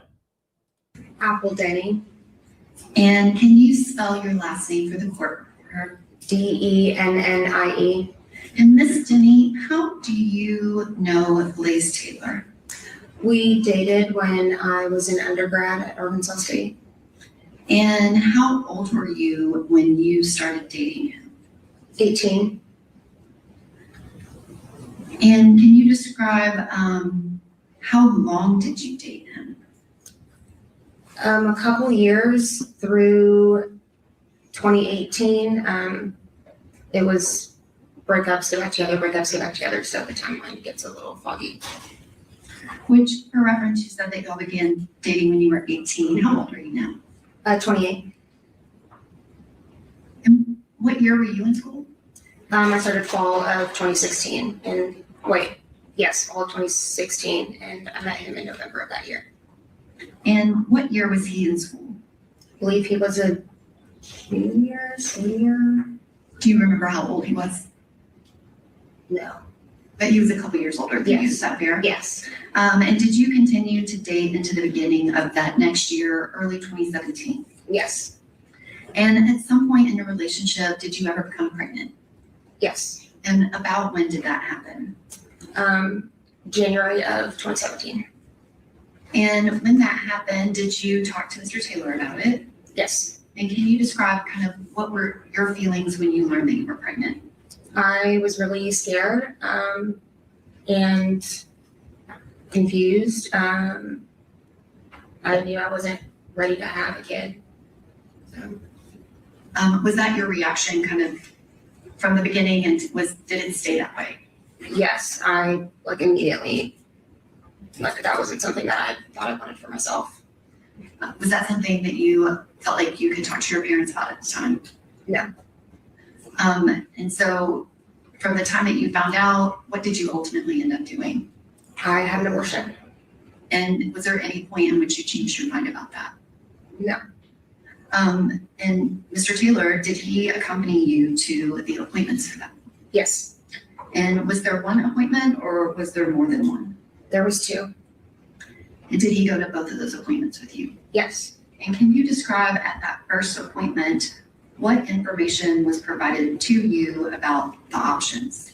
There were 2 different types of abortions that I could have. One was the procedure, and Your Honor has already ruled. Go ahead. Your Honor. and the other was taking a pill at the center and then taking one when you got home, and that would induce the abortion. And did you discuss those 2 options with Mr. Taylor during that time that you were going through this? Yes. And which option did you ultimately choose? I had the procedure at the facility. And did he accompany you to that visit? Yes. And at any point, did you meet his parents? Yes. Did y'all continue to date after that? Mhm. And you said that you broke up, but then you would get back together. Yes. And when you broke up, was there anyone in particular that he might have dated while you were broken up? Yes. And who was that? Her name was Xavier. And what was her last name? Winford. Xavier. Did you know Miss Winford? Yes, and not like personally, but I knew her through him, and we had a few interactions. And can you describe what was your understanding of his relationship with her? Someone that he dated before he met me, or didn't date. He said they were never together, that he would never bring her home to his parents, and that she was crazy, and that I needed to block her, and it was kind of that situation. And at some point, did he come to you and talk to you about something that happened with her? Yes, And what was it that he came to tell you about? that he got her pregnant. And what was the time frame that this occurred? This was the summer of 2017. And what was his demeanor like when he came to you to tell you about this? Very erratic. He was upset, didn't want to have a baby with her. That's what he was telling me. I didn't mean to post that. I'm not going to have a debate here, so I struck that comment. Let's stick to this case here. That this was something that he couldn't do. Was that a different reaction than he had when you told him you were pregnant, but you did not want to keep the baby? Yes, it was flipped. Like how I was panicked the first time around, and he was freaking out when it was her. And when you say he was freaking out, how did he act when he was panicked? Really erratic, and then he would say he could control the situation. It went on for a few days of us talking about it, but that night he was trying to figure out if there was something that he could do. He was Googling things, so he was looking stuff up to figure out how she, if there was something he could do to make her have an abortion, and asked me if I could get the abortion pills and he could make her take them or put it in her drink. Yeah, spike or drink. There you go. This is like bombshell testifying of this witness. This shows his mindset. If I can't get a girl to have an abortion that I'm going to be financially responsible for, I will make sure it happens one way or the other, including going behind her back and spiking her drink. That's his mindset. And so you talked to him over a period of a couple of days, is that correct? So him suddenly trying to ingratiate himself and, oh, let's start dating again. And, oh, we're going to start hanging out together. He's just looking for the opportunity to spike her drink. And he couldn't do it the first time he went out with her, right? It looked too suspicious. So this happens very quick, though. He didn't waste much time trying to get back in her life because she had moved on. She didn't want anything to do with him if he wanted her to terminate the pregnancy. And he was saying, if you do want to have the baby, I'm not going to be involved in your life anymore. We're not going to date anymore. That was his initial response, right? So Yes. And what was he telling you? I mean, he's telling you that he's trying to figure out something that he can give her. Yeah. Was she wanting to have an abortion based on what he said? No, he said she would go back and forth. And he would tell her, well, I'm not gonna be a part of the child's life, thinking that would convince her to not have it, because that's ultimately what he said she wanted. And then they would just go back and forth about it. And someday he would say, I think she's gonna do it, and I think she's not gonna do it, but she didn't want to. And you said that he was telling her he would be a part of the child's life. Was he also saying not part of her life? Yeah, he wouldn't have anything to do with her if she went forward with it. sounds familiar, right? Kind of like an ultimatum. Yeah. And he asked you if you could get the abortion pill for him so that he could make her take it and put it in her drink. Is that right? Yes. Okay, she just acknowledged what the daughter said. Go ahead. Did you do that? Did I get the pill? Yes. Was that even, not saying that you would agree to do that, but is that even possible? No. And did you explain that to him? Yes. And you said that it went over a couple of days. Did he talk about anything else that he might be able to get to put in her drink? Definitely. Okay, I don't remember the message, just asking, did he? Yes. And the things that he was mentioning, how did he get the information? He said he was looking stuff up on his phone. I couldn't see what he was looking at, but he had his phone in his hand. And I guess what, if anything, else did you discuss with him about Miss Winford and Miss Winford getting an abortion? He had asked me to make the appointment and said that he thinks that he could convince her by the time the appointment came to get the abortion. And what would be the reason that he would need you to call to make the appointment? Because she wouldn't call herself, but he wanted to go ahead and get an appointment set. So that's how his mindset operates. You will get an abortion. I'll even enlist an old girlfriend to make an appointment posing as you, so I can just basically, in essence, drag her to the abortion clinic and get the abortion and force her to make that decision that's forever can't be changed once it's made. Is there a waiting time? Sorry? Was there going to be a delay from the time you called to when the appointment would actually be scheduled? Can you rephrase that? Sorry. You said that he wanted you to schedule the appointment Yeah. because he thought he could convince her to do it and didn't want her to change her mind. Yeah. I'm asking if there was going to be a time period. Yes. And he didn't want, they were booked, so he didn't want her to finally decide to and then not be able to get it. Yep. And did you agree and call and schedule that appointment? Yes. So pose as Xavier and get that appointment because it needs to happen fast. Did you pretend to be her? Yes. And do you know if she went to the appointment that you scheduled? Yes. I assume it was that appointment. And you said you assume. I guess, do you know what ultimately happened with that pregnancy? Yes, that she had an abortion. That's what I was told. And do you know, did Mr. Taylor continue to see Ms. Winford after that time frame? That would have been summer of 2017. Yes. And do you have any knowledge if he's continued to see her since then? Yes. I have assumed so. Objection. No basis to that. Just personal. Okay, I strike that as if she just thinks so. Do you have any knowledge about that? I saw a post of her at a game, Objection. and I was, Okay, hang on just a second, you carry me first. Judge, I'm just asking if she has personal knowledge of the two of them being together? When it was something was taken or when it was posted, she doesn't know that. Okay. All right, go ahead. Did you know Jade Benning prior to February 25th of 2023? I knew of her. We had some message exchanges on social media. Like she told me happy birthday, vice versa. And what was the connection between you and Jade Benning?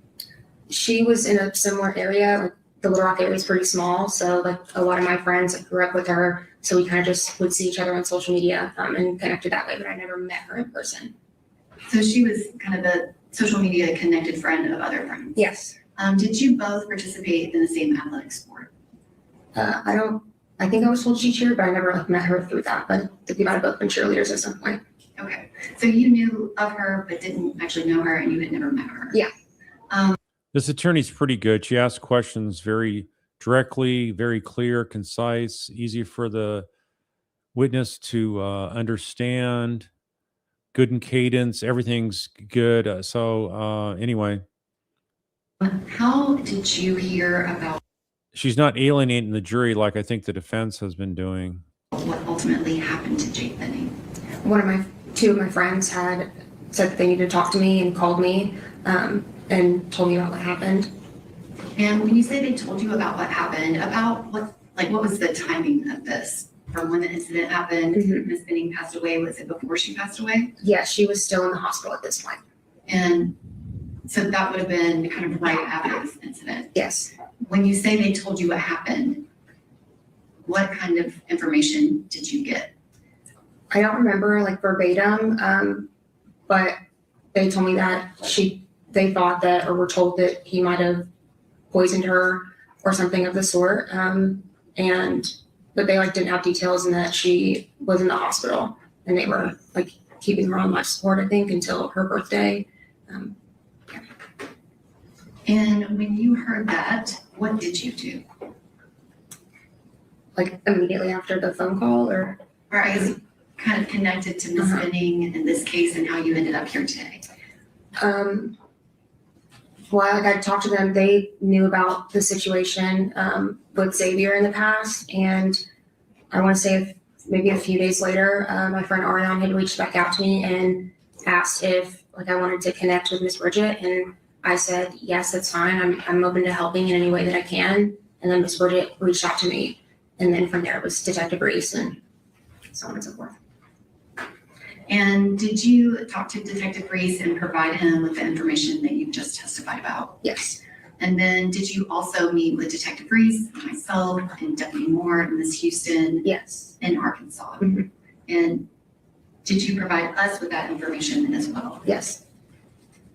All right. If I can have just one moment. So let's go to the prosecution to show how her knowledge of this guy's background came to light to her actually becoming a witness. So a lot of courage here for this witness. I'm sorry, Ms. Like Denny. I feel like you said that they told you about Jade. When they told you about Jade, what was your understanding of whether, like what her condition was?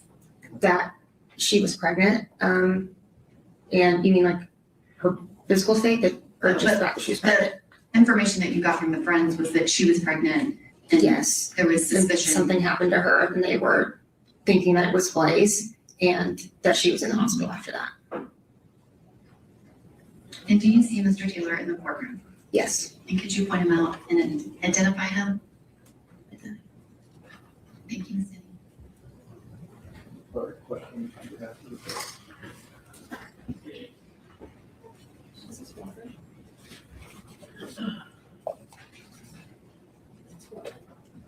Yeah, you turn the top. All right. So defense doesn't really do much here on cross. That's worthwhile. It's just more rabble rousing. And let's see.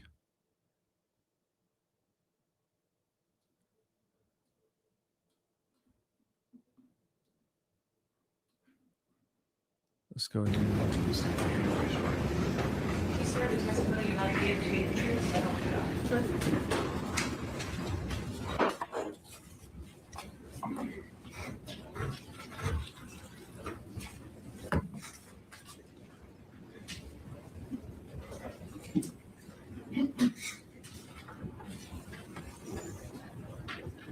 afternoon, Ms. Burks. Good afternoon. You please state your full name for the record. Bridget Benning Burks. And Ms. Burks, are you the mother of Jade Tristan Benning? Yes. And can you describe when was Jade Benning born? Jade was born on March 6, 1998. Do me a favor, just pull that base of that mic over there. Great mom here. Okay. And Ms. Burks, did Ms. Benning have any siblings? She had one. And who is that? Well, actually, let me correct that. She had 2 stepbrothers, and then she had 1 half-sister. Was she your only daughter? She was my only child. And when you had Jade, where were you living? Little Rock, Arkansas. And is that where you lived when she grew up? Yes. And can you describe your relationship with your daughter, especially as she's growing up in high school and college, and kind of that time before she moved to Nashville?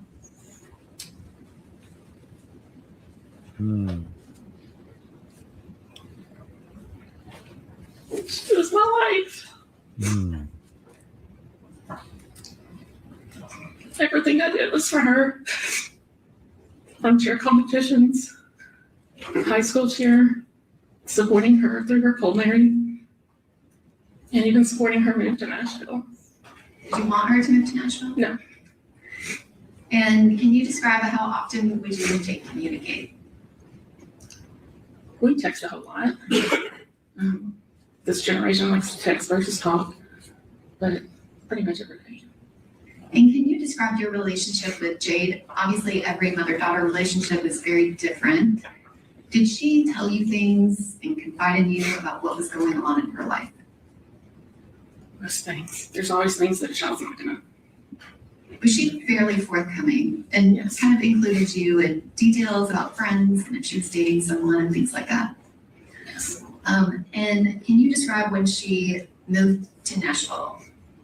Where did she start living initially? Like what time frame was that when she moved here? She actually left Arkansas about the last week of 2021 because she was starting January 1st, 2022 at her new job. And can you describe, was she excited to start as a chef? Very excited. Did you come and visit her here in Nashville? Yes. And what, if anything, do you know about Miss Nigella Jackson? She's my second child. She's my adopted daughter. Is it fair to say that her and Jade have been friends almost their entire lives? Yes. And were you aware of how close they were when they were both living here in Nashville? Yes. And kind of preface question, did your daughter have any allergies? No. No, any allergies of any kind? No.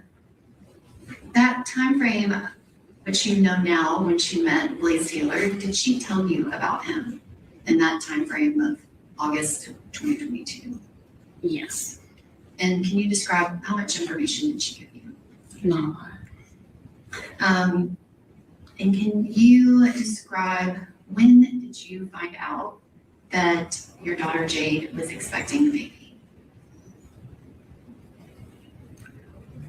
I believe it was November 3rd or 4th when she, I'm not exactly sure the exact date, but it was right after she found out.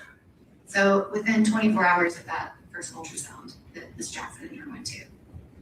And can you describe, how did she tell you?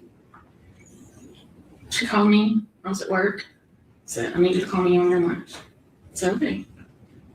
Then I took my lunch, went outside, I called her, she said, hold on, I gotta send you a picture I need you to look at. So while I'm on the phone with her, she sends the picture of the pregnancy test. And what was your reaction? Shock. I said, wow, is this yours?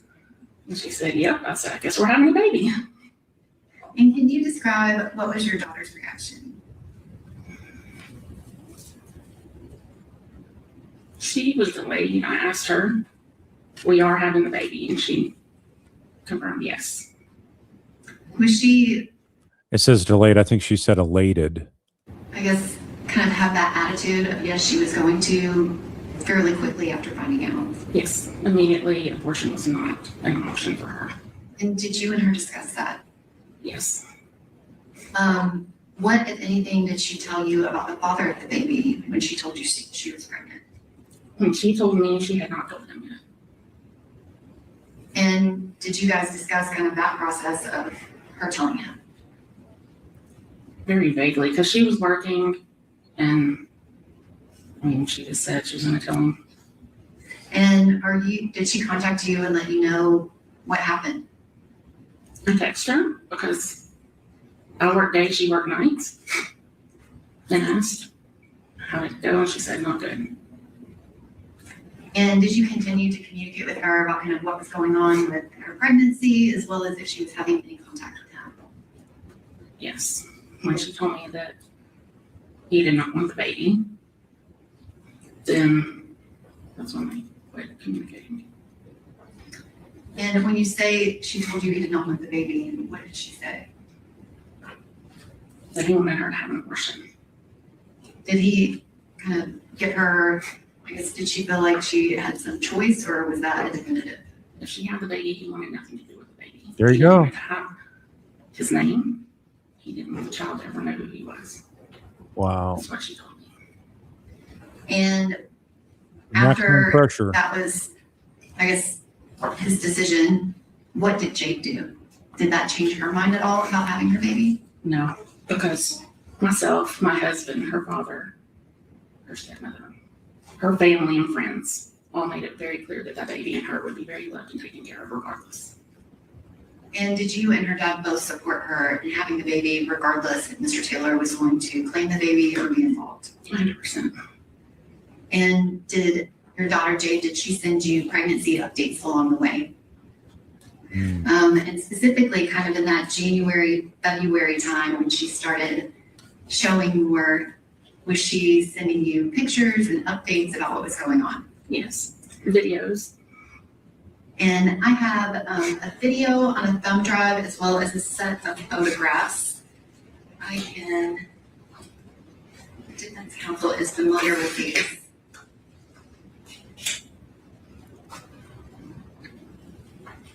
What is it you need? Oh, I'm sorry, if I can have, the witness can be handed a set of 9 photographs, and I have a video that I'll put on a thumb drive, and I have it all ready to submit.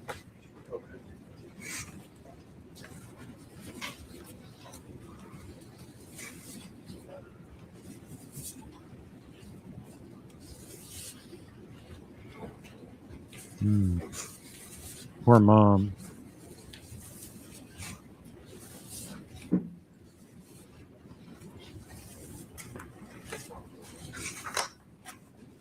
You need these back or you have them? No, I have them, Your Honor. Okay, switch it to their, I have it. okay. Ms. Sparks, there's a video that's one of the videos that Jade sent you. Did she send it to you by text message? Yes. Mm. In the video, she's saying 19 weeks.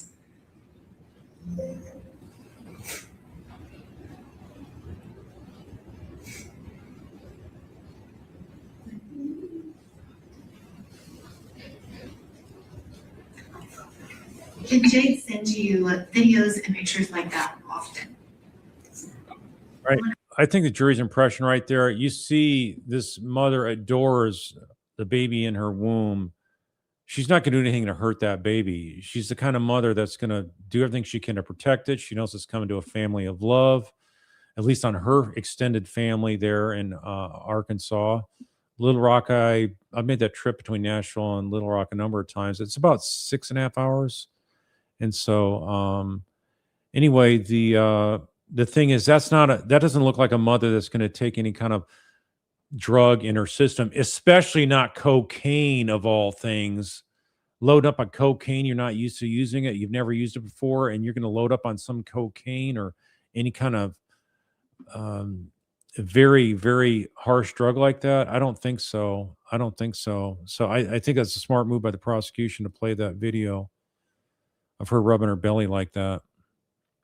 I say often, I mean, almost at least every week, if not multiple times a week. Yes. And can you describe what all was she doing to prepare to have the baby in that kind of January, February, those last few weeks? We spent a lot of time texting, looking at Facebook Marketplace, making purchases. she would make purchases here in Nashville, and I was doing the same in Little Rock. And were you and her together both preparing for a nursery for her baby girl? Yes. And I just handed you some photographs. I'm gonna ask that the video on the thumb drive be made an exhibit. All right. Please. 51. And then the photographs can be 54. All right, 53, 54. Ms. Burks, you were here when Detective Miller showed that she sent you a series of 9 photographs. Are these the photographs that she sent you on February 6th of 2023? Yes, they are. And this is the first image, this second image. Did you recognize where she was in this picture? In her kitchen. And specifically, there is a camera to the left of the stove. Were you familiar with that camera? Yes, I purchased it for her. And were you aware, is that where she typically kept that camera? Yes. And this next image is 3. Is that another picture that she took that day? Correct. And the next image is number 4. And then this photograph is number 5. Can you describe what's in it? Her with the ultrasound. And had she just found out that she was having a baby girl? Yes. And this next picture, do you recognize that picture specifically? Yes. And was that the picture that she kind of kept? And this next photograph, can you describe what's in that one?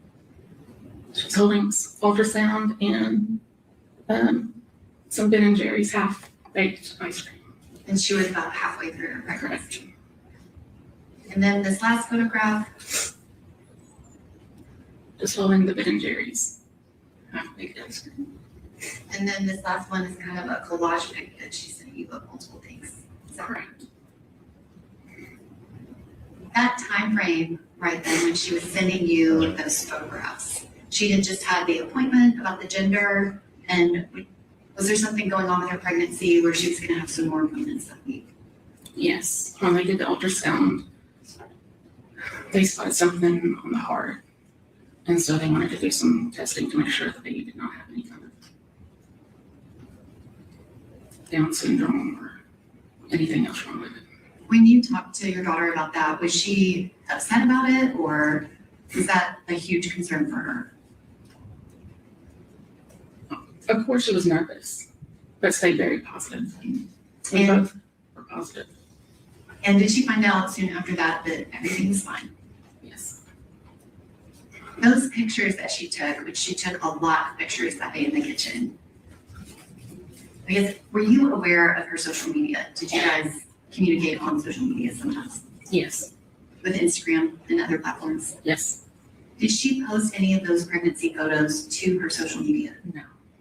And do you know why? Because she told me that Blaise did not want anyone to know.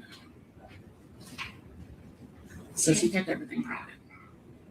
And can you describe you still live in Arkansas, is that right?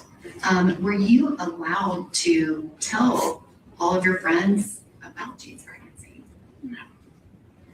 And I guess you've described that she's very happy about the pregnancy, is that right? Is there anything about you not being allowed to tell people that means she was not happy about it? I'm sorry, repeat that. I said, can you explain, like, why would she not like to tell people? Because, as we all know, Blaise went to A-State. Little Rock being the South is, a lot of people went to A-State and there was a lot of mutual people. Yeah, maybe, But do you have an objection? yes, I'm objecting for speculating as to why she thinks. Okay. She's answered in terms of why she wanted a private treatment. What's your next question? Was there something that was about to happen kind of in the, I guess, week or two following February 25th of 2023 that was going to change that status of you not telling people? Yes. And what was that? It was her 25th birthday and she planned on making it public. Hmm. And can you describe, did she have parties planned? Yes, we had 2 different baby showers planned. Did you discuss with her how that was going to work? Like, did people know that she was pregnant? No. But there was a very distinct plan that she was finally going to tell everybody. Right. Surprise. And that week that it happened, did you talk to your daughter that week? Mhm. And even specifically on February 25th of 2023, did you message with Jade that night? Yes. And that previously introduced exhibit, Detective Tom Miller, but then did you recognize that post? Yes. And what is that? That's our Alfredo sauce. And is that the post that Jade made to Instagram to her story that night, February 25th, Yes. 2023? And you've seen all of the photos that she took of the date night. Did she post any of those? No. And then this next image, it was Instagram, but it didn't technically say who posted it. Do you recognize that? Yes. And can you describe what that is? That is the chicken spaghetti I made that night. And did you know what she was making, or did she know what you were making? No, neither one. And those messages that Detective Miller put on the screen between you and Jade, is that the last time that you talked to her?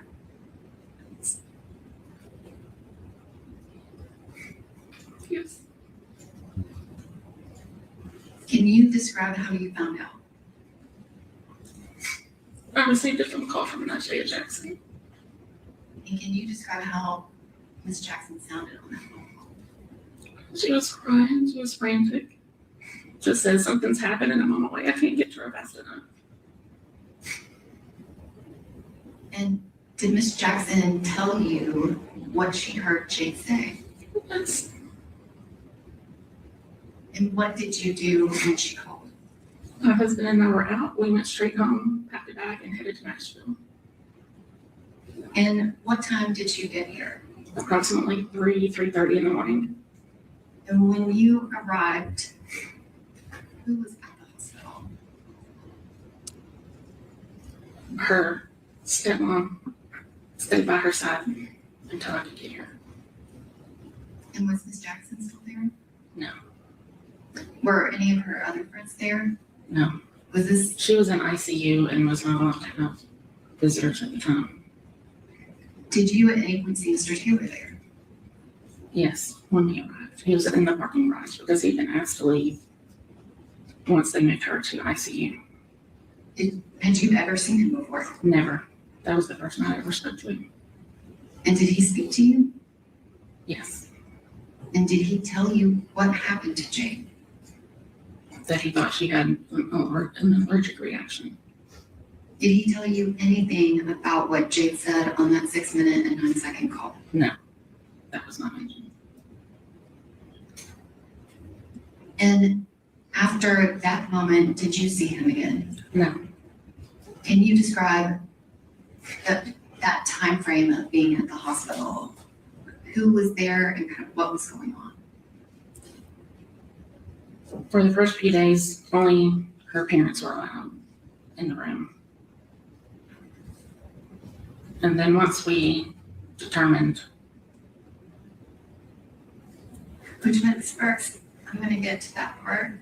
But before that, when you first got there, were there still police there at the hospital? no, Was anyone there to interview you and tell you about a criminal investigation? no. How did that make you feel? At that point, I just wanted to get to my job. At some point when you're at the hospital, I guess, can you describe what's going on as far as any police activity that first day? I did not see a police officer during the day. Before I arrived, her stepmother was the one in contact with, I guess it was the detective. And I guess at some point, did you get your daughter's phone? Yes. And when was that? Once I got there, her stepmother gave me her phone and her keys. And when you got her phone, what did you do with it? Put it in my purse. At first. At some point, did you look at her phone? Yes. And did you have your daughter's passcode? Yes. That kind of shows how close you guys are. So you had her passcode to get in her We phone. had the same passcode. And when you got in her phone, what, if anything, did you do? I went directly to her Blink camera. And that's that camera that we saw that should have been to the left of the stove. Correct. I guess kind of based off of everything you know, did she have a current subscription? Do you have Blink cameras? Yes. Are you familiar with how they work? Yes.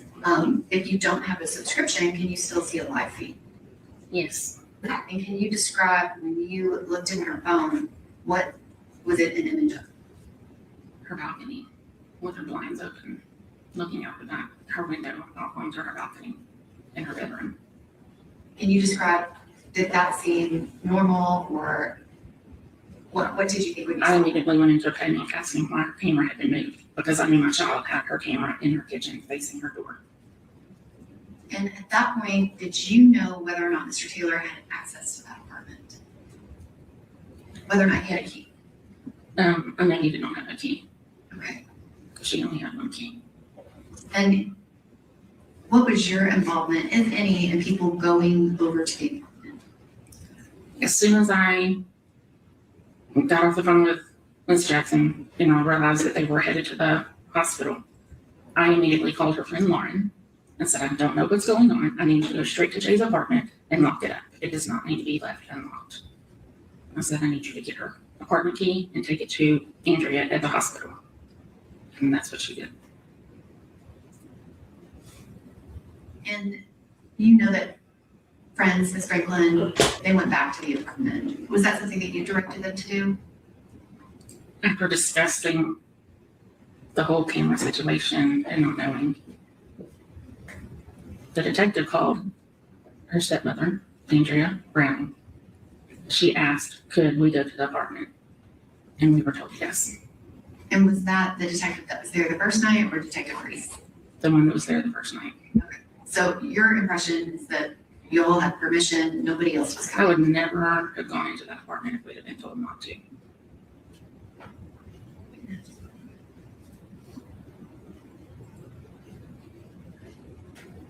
So you can really see in so many criminal cases that we follow, we can see how the police just routinely botch crime scenes, right? They don't process them properly. They don't even know it's a crime scene. It should automatically be treated as a crime scene. So it's not going to affect the actual guilt or innocence stage. I don't think the defense is going to try to make some hay about it, but I don't think that if they would have secured the scene better and found something, I mean, he had time to rinse out the cup, flush it down the drain, run some water. You can find cocaine in most restaurants in larger cities in America. It'd be really easy to find cocaine in Nashville. So, it's something that it's just it's just going to be part of human life that we have shoddy police investigations. Can it make a difference in cases and outcomes? Absolutely. I've seen a number of times many times happen in cases I've won because of shoddy police investigations. This is one, though, I think, though, is not going to go that route for defense. I think defense has got too many strong indicators. And let me see here a minute. I'm going to get to more of that in here in a second. Let me finish this up here with this critical testimony from Jade's mom. And Ms. Burks, at some point Detective Reese showed up and things started moving in the investigation phase. But can you describe what was happening at the hospital?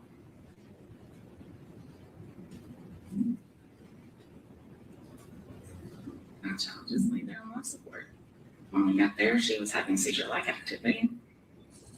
They were pumping her with medications, but ultimately we were told her brain had herniated, and there was nothing they could do. And Ms. Burks, what do you do for work? I work at the VA hospital, Veterans Hospital, in the emergency room. And while you are not a medical professional, does your job make you very familiar with these medical conditions? I've been there 26 years. I'm very familiar with all the medical terminology. When the doctors were telling you about Jade's condition, what did that mean to you?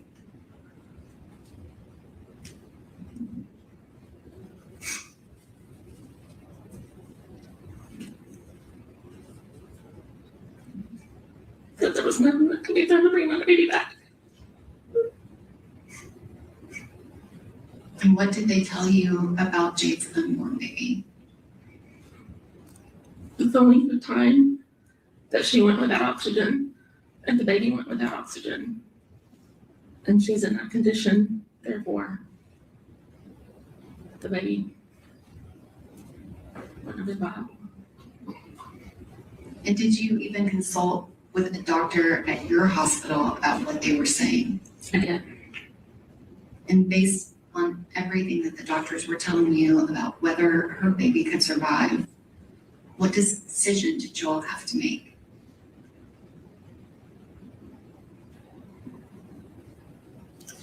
Take her DNR. And then to ultimately decide when we wanted to take her off of life support. And when did that happen?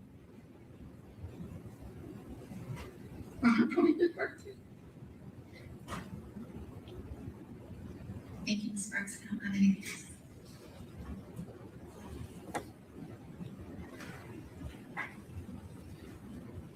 Question?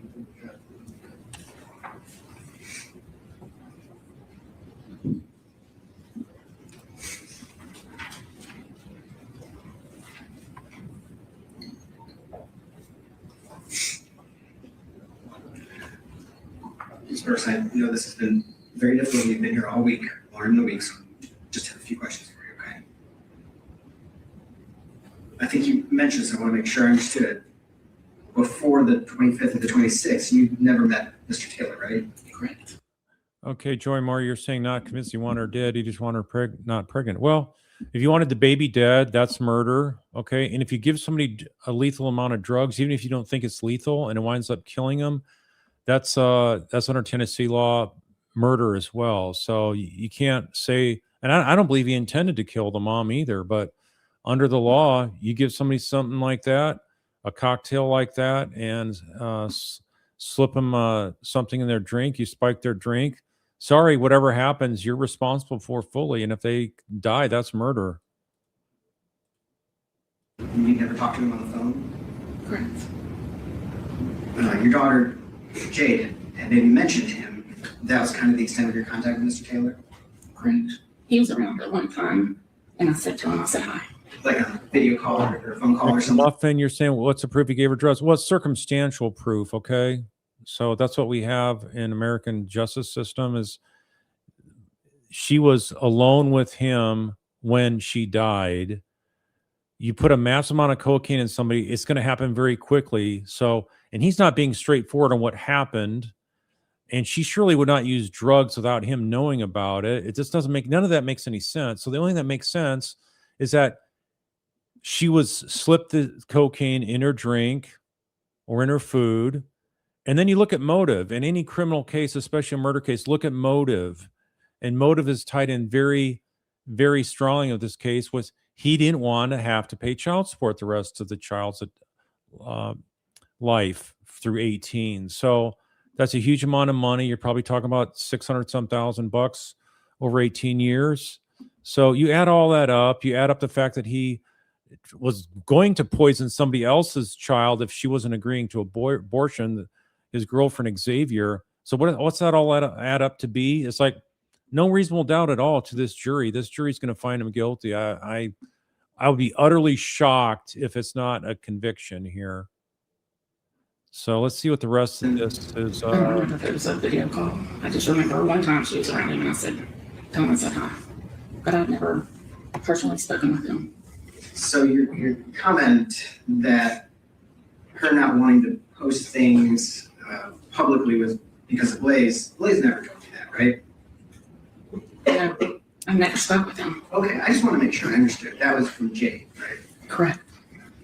So what are you going to imply that she's lying? You know, no, of course she said that. She was scared of his reaction. So she was holding out and going to announce it on her birthday. And I know you and your daughter were very close, right? Very close. And I know you've heard a lot of things during this trial, isn't it? He did not want her to have that baby, okay? And he was done with her. He was furious that she was going to have a baby. So He laid low for a while, then he figured out a scheme to come back and be given an opportunity to spike her food or drink. Possible there were any little parts of her life that you didn't know about? Most kids have parts of their life that they don't tell their parent about. Okay, that's fair. I appreciate that. You don't need evidence of where the drugs came from. If you got it, great. If you don't, that's fine. I mean, think about all the murder convictions we've had where you don't even have a dead body.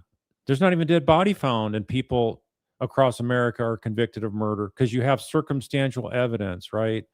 So all you have to do is hide a body well enough and you can never be convicted of murder. Sorry, it doesn't work that way. All you have to do is make sure no one's going to track where you got the drugs. Then you're never going to be convicted of murder. Sorry, it doesn't work that way.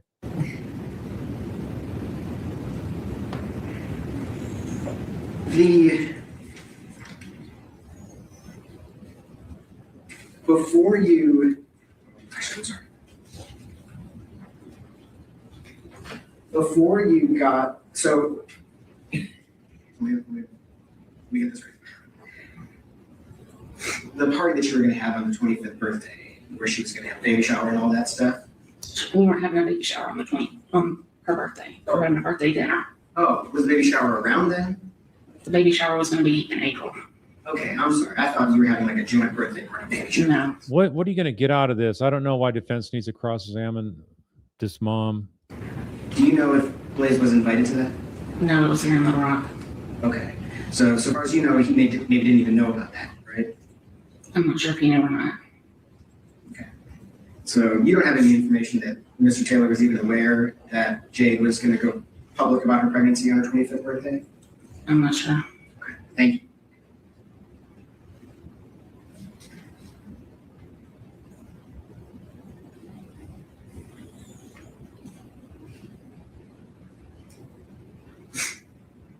I know when you got here, there was a lot going on. And when did you get Jade's phone? As soon as I got to the hospital. So like 3:34 in the morning? Yes. You got that from Ajay? No, I got that from her stepmother. Her stepmother. Okay, thank you. I apologize, I didn't realize. And when you opened her phone and looked in it, when was that? I don't know the exact time. What difference does this So make? you could see in the Blink application, and there's a live feed, but no, like, you couldn't scroll backwards, right? Correct. And so you can't see in that Blink application when the camera was moved? No, you cannot. It's a live feed. And so you don't have any information about when that camera was moved? No, I do not. When was the last time you saw it in Jade's kitchen? Possibly in those photos. She didn't call me a lot from her kitchen. Okay, that's fair. Okay.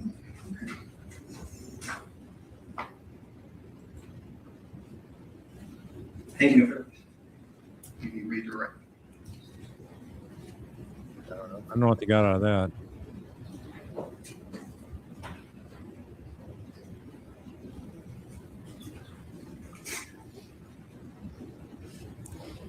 This part essentially to clarify, Jade was planning a birthday party in Little Rock. She had a dinner, all had reservations, she picked out the place. She's planning this party because you're planning a baby shower and people are gonna have to know she's pregnant before you can send out baby shower invites. That is correct. So that was kind of a big thing for her. And you were talking about it a lot. Correct. It was something that was definitely gonna be happening. Correct. Jade was planning multiple other things at the same time. Specifically, she had a catering event that was coming up, and she was messaging you with menus and things about that, and she was really excited about it. It was one of my friend's weddings, When was that wedding supposed to be? March 3rd. I was supposed to be a bridesmaid. And obviously I didn't get to go. Thank you, Ms. Parks. Any other questions? Mr. Taylor wasn't involved in any of the plans with you and Jade, was he? No,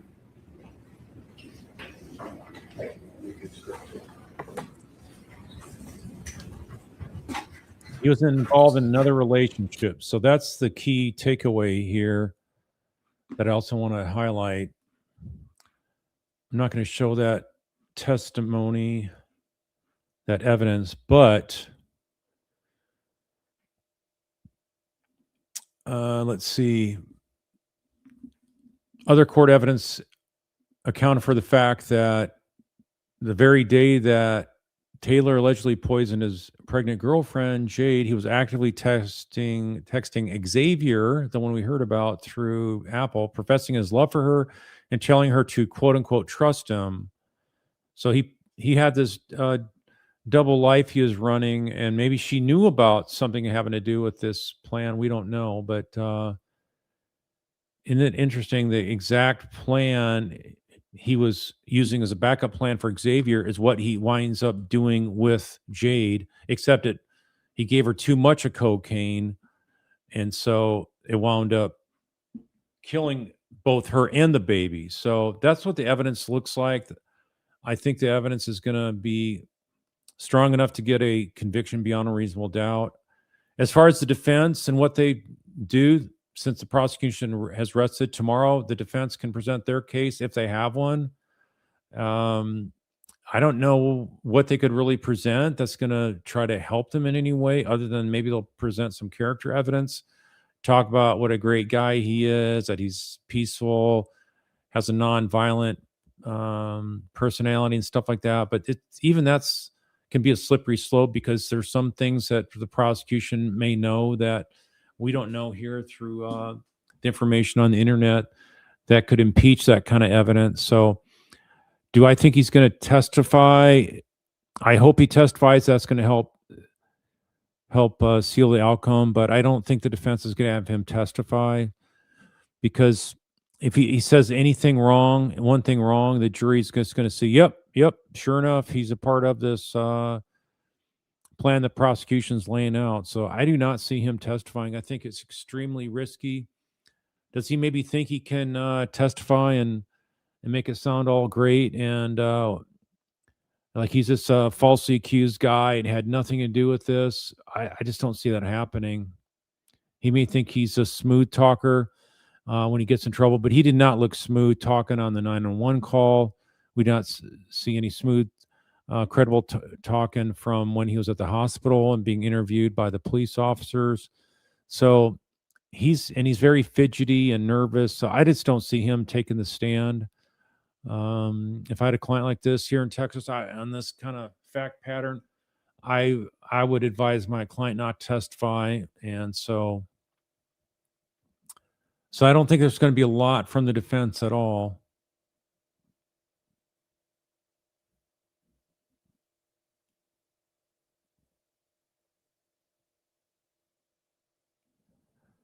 Yeah, I mean, if you think Jade is the kind of person that would take cocaine in such a massive dose amount, that just doesn't align with what she had planned for her life. Her plan was to have a baby. His plan was to figure out a way to not have a baby. Okay? So that's what it comes down to.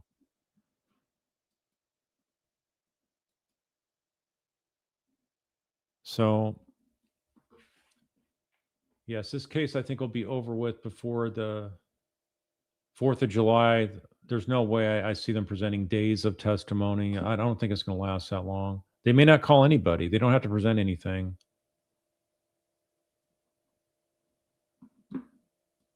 Lash is saying all the defense is hoping for is one jury doesn't know what circumstantial evidence is and refuses to convict without a front row seat watching them do it. Yeah, that could be the case. But if the prosecution did a good job of jury selection, then that should not be a problem. And the worst it can be is a hung jury. There's no way this guy will get acquitted in my book based on this kind of evidence.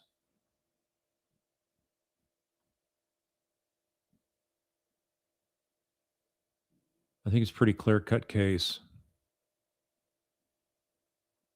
So I plan to cover it tomorrow night then. We'll see what happens. Maybe we'll have them right away go into working out jury instructions and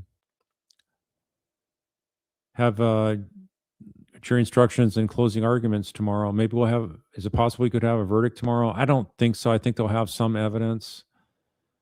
So anyway, it'll be wrapped up within a couple days for sure. So based on that, going to go ahead and sign off for tonight. I understand we have 9 women and 7 men on the jury.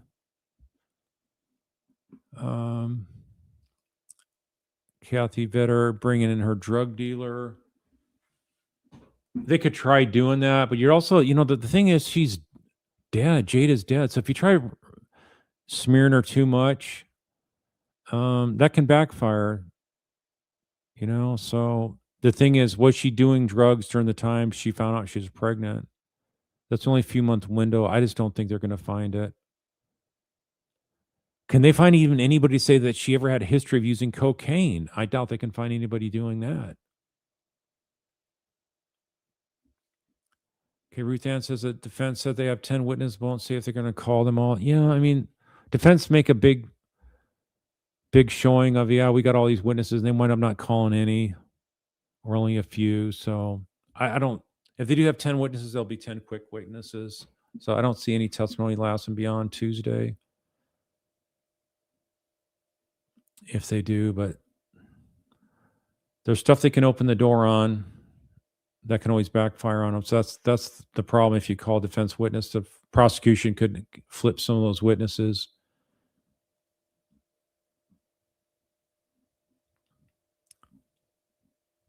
Well, thank you for supporting justice for Jade and her family, and I appreciate y'all. And thanks for supporting this cause. And I'll be back tomorrow night. That's the plan. So y'all take care. Be safe.